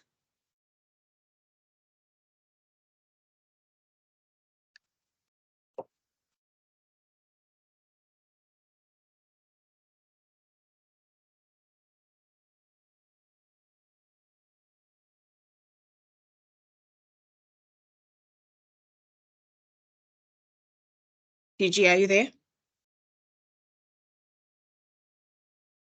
All right, we are going to open, colleagues, the floor. Dr. Tindisa, you wanted to say something? No, I was just saying probably he should be intercropping. You can continue, thanks. All right, thank you, Doc. We are going to open the floor now for questions, comments, for the colleagues to engage the past two presentations. Colleagues, you are most welcome to raise a hand and take the platform. To break the ice, perhaps on the presentation on trade opportunities that was delivered by Ms. Ngwenya. I know we trade a lot with Asia, and we do not have a government-to-government trade agreement. I know most of our wool goes to China, And what are the implications of trading without a government-to-government trade agreement?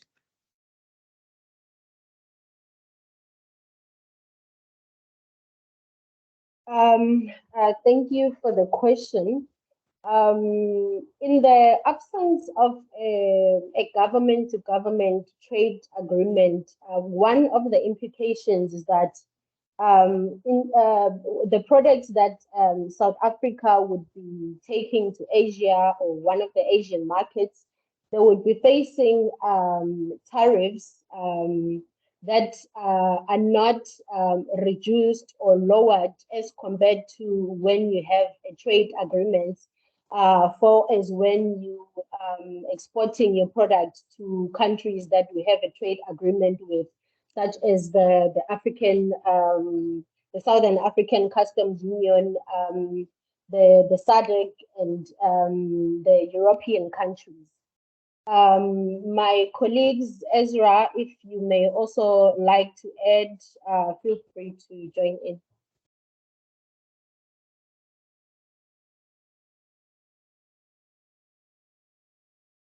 Thank you, Ms. Ngwenya. Perhaps maybe a follow-up within, are we looking as a country to have a government-to-government trade agreement with China?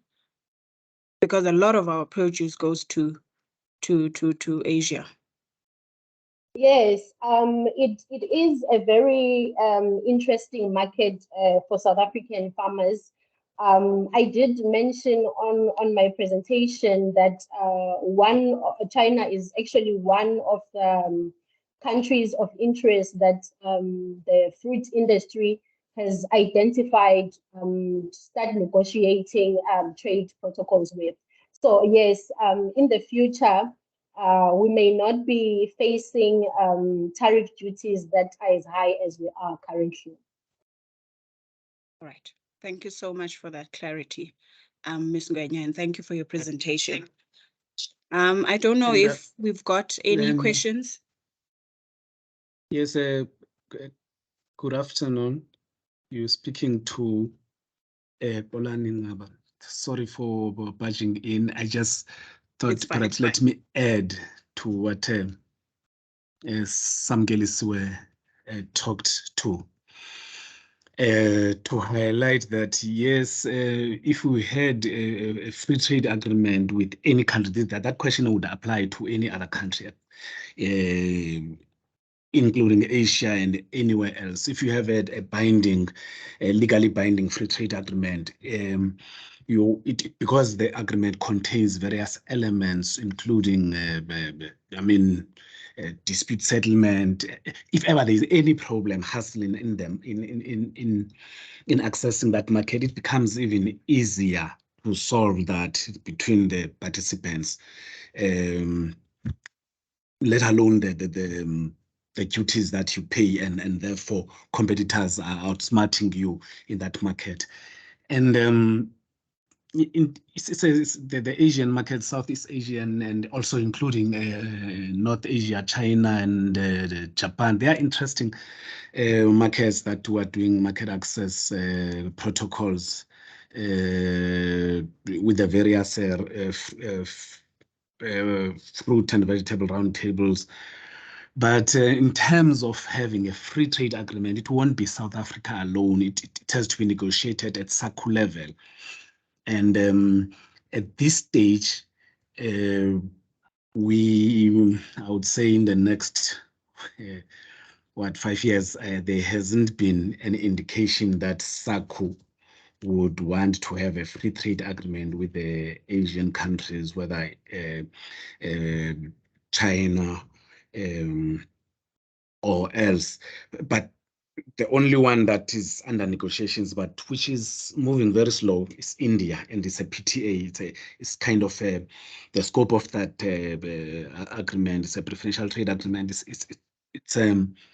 It's limited. It's few products that are being that will be exchanged, even when it is finalized.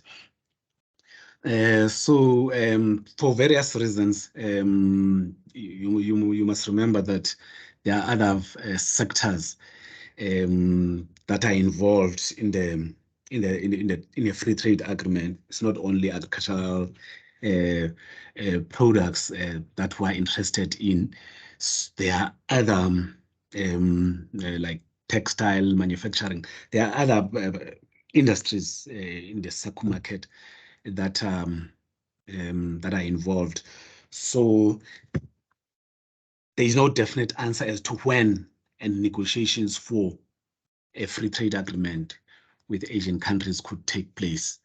I thought I could sort of give some further clarity on that one. Thank you very much for allowing me. Thank you. Thank you so much, Mr. Ngaba, for that comprehensive explanation. I appreciate it. I know there was a hand from Ms. Mudzunga. Ma'am, you can take the floor. Okay, good afternoon. My name is Sindina from Dalad Marketing. I raised my hand, but I thought the last speaker was going for my question. I know I can go to 5th floor and ask this question, but for the benefit of others, you explained a lot of agreements that we have with other countries. And I know we are talking about the fruits, but what are we doing as a country when other countries doesn't, or the recourse when the other countries doesn't follow the trade agreements? The classic case would be the Botswana, Namibia, when they willingly refuse our vegetables. Thank you. Thank you, ma'am. Do we have any other question before I can give it to Mr. Ngaba and Ms. Ngwenya? Okay. In the absence of further questions, colleagues, please provide clarity.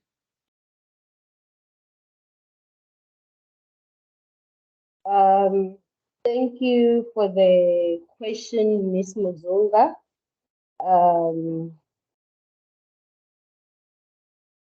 I will allow Mr. Ezra Steenkamp to take this question on my behalf.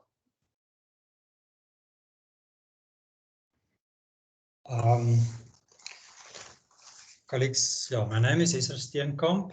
I will just give a brief answer. According to international trade agreements, normally the agreements like, for example, the EU-EPA, EFTA agreement, etc., has built-in clauses, a dispute mechanism, and in which you can resolve issues. But also within the World Trade Organization, there's a dispute settlement mechanism in which a country can challenge another country. But with regard to the SACU agreement in the customs union, and the issue of vegetables, that could be a little bit more complicated and political. As you know, that the SACU agreement was created to also enable the developing of the neighboring states, which are dependent sometimes on a very few commodities. And there's also a clause within the SACU agreement that enable these countries infant industry protection if they want to develop a new industry over a period of about 7 years. So strictly spoken, South Africa can take them to task, but there is this level of tolerance. Obviously then to take it to dispute, it needs some political intervention and buy-in. So I think also on parliamentary level, which is way above our level and pay grade, they are well aware of this, and all the benefits and the disadvantages of taking severe action is balanced and considered. So there is the mechanisms, but also one have to look at the political dimensions, development dimensions, South Africa's dominant position, but also about issues of diplomacy and the balancing of all things. So that's gonna, that is the broad answer that I'm going to give. And that's the reason why things are like that, like it is. But recently, for example, South Africa took the European Union to the WTO for this additional requirements on false codling moth, and also previously about issues of black spot.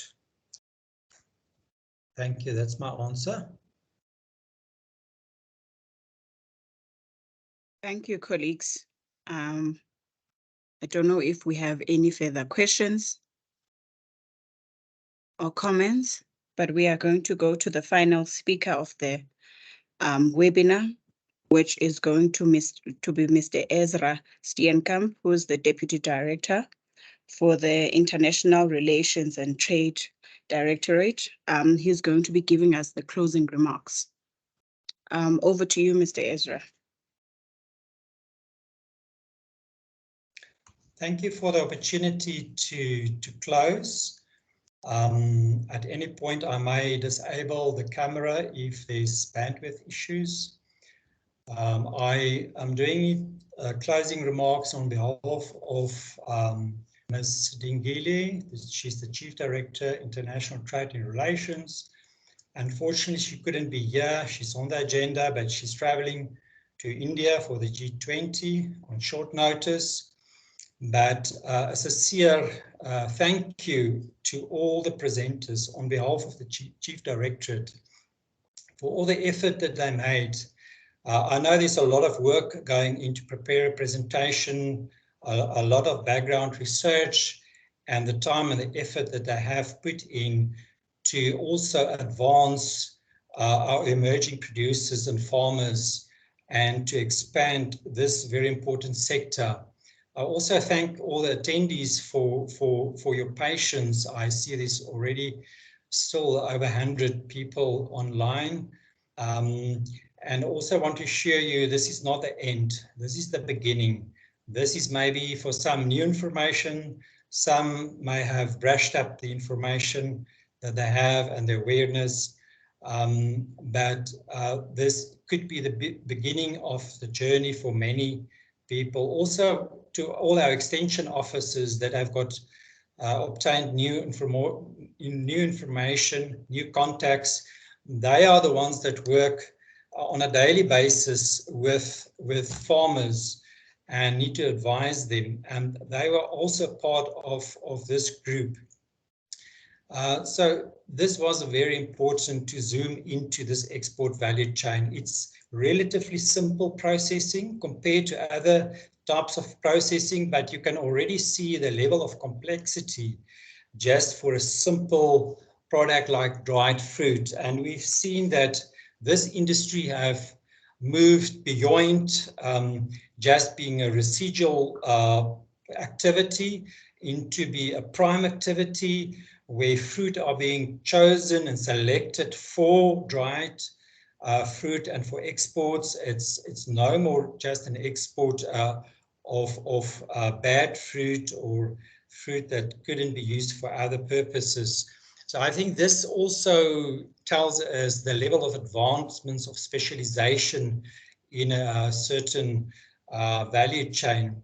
And I think the collective action of the industry clearly show us the advantage of specialization and taking collective actions, because many industries that struggle to lift off and to become export orientated is fragmented and they're not organized.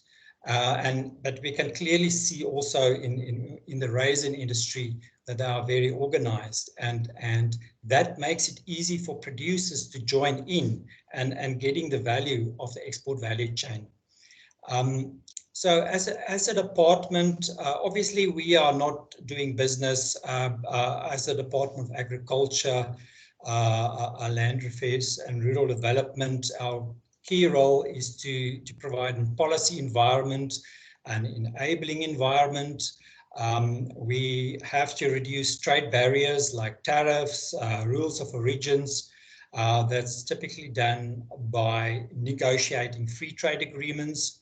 Currently, with our free trade agreements, we've calculated that between 60 and 70% of all our exports is already free of tariffs and enjoy free market access. We don't currently have trade agreements with Asia. There are very definite reasons for that. Maybe in future that could come. We also have our regulatory branch that deals with reducing and providing a stable and transparent environment around non-tariff barriers and phytosanitary regulations. These all help to smooth so that the cost of doing business in exports are reduced and that it becomes profitable to export. At our directorate, we do opportunity analysis to clearly show where there's more value in exports and we can expand. We also do facilitate communication and awareness, webinars like this. We've partnered with the National Agricultural Marketing Council. Thank you very much. They've done a very professional job into facilitating this for us. And then we also, as a directorate international trade, we facilitate international relations. So trade doesn't just happen in a vacuum. You need to know whom you're dealing with. You need to take up trade barriers and trade problems and issues. So we're constantly working at creating this enabling environment. But we've also see that through all our partners in this presentation, the association, the other government departments, SEDA, the DTIC, that it's very important to work as a collective. Supplier development is very important from SEDA's perspective, from DTI's perspective. All sizes of producers can participate as long as they participate in a collective, so that the minimum volumes and quality can be obtained. We've heard from Houtcrow that just to fill a container is up to 100 tons. So if you don't have a minimum of 100 tons, you can't export, but a lot of producers with similar quality and grading can participate as long as they participate as a collective. And this shows the very important part of associations, of our current networks and systems that are enablers. The raisins industry has simplified it very much, almost like in the times of the old boards, the commodity boards, where the producer have to focus on their part and much of the complicated investments is being taken care of by other components of the economy. So this is also the reason that we today in a modern world, we're working in a complex business environment where producers can be part of the value chain, but sometimes they need to be part of a collective.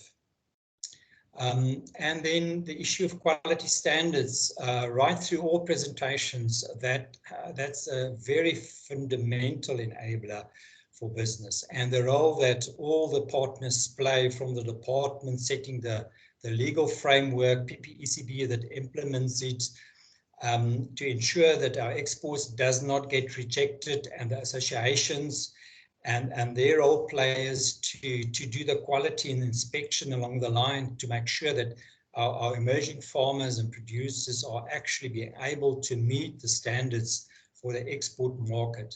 And that includes the value chain operators like the processors and sorting packing facilities.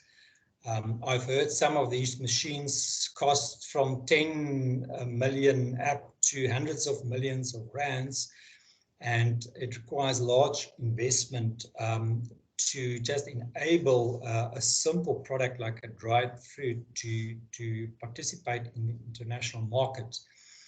And then there's the deal making, those in the value chain that does the marketing. I think there is scope for maybe collective marketing and promotion campaigns. Maybe that's a future role of the Marketing Council and of the association to promote as a collective and brand South Africa as the destination for sourcing and being reliable and give quality products. To end, I just want to say I'm comfortable that we've achieved our goal with this awareness webinar. We clearly understand the value chain much better, all the role players, all the exporters and producers need to know what needs to go into business plans, who to contact, should they want to either enter the value chain or upgrade, what are the government support measures in all areas of the value chain, and also what is the regulatory requirements, at least where to get the latest regulatory requirements and to what doors to knock. And at our directorate, we also have a lot of information about market opportunities on a certain level that we can identify where is the most opportunities and how accessible that market is. So all in all, I think all these enablers does enable all level of producers and manufacturers to participate in the value chain. And with this, I want to say again, thank you for all our participants throughout, and then I want to close this meeting if there's nothing else. Thank you.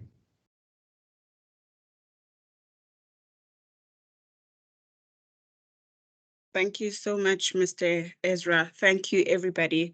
It has been a privilege and an honor to be working with everyone, and the presentations will be shared with everyone. And thank you so much. The meeting is closed. Great job, Noma. Great job. Thanks, Doc. Well done, Noma. Bye, colleagues. Bye, guys. Bye.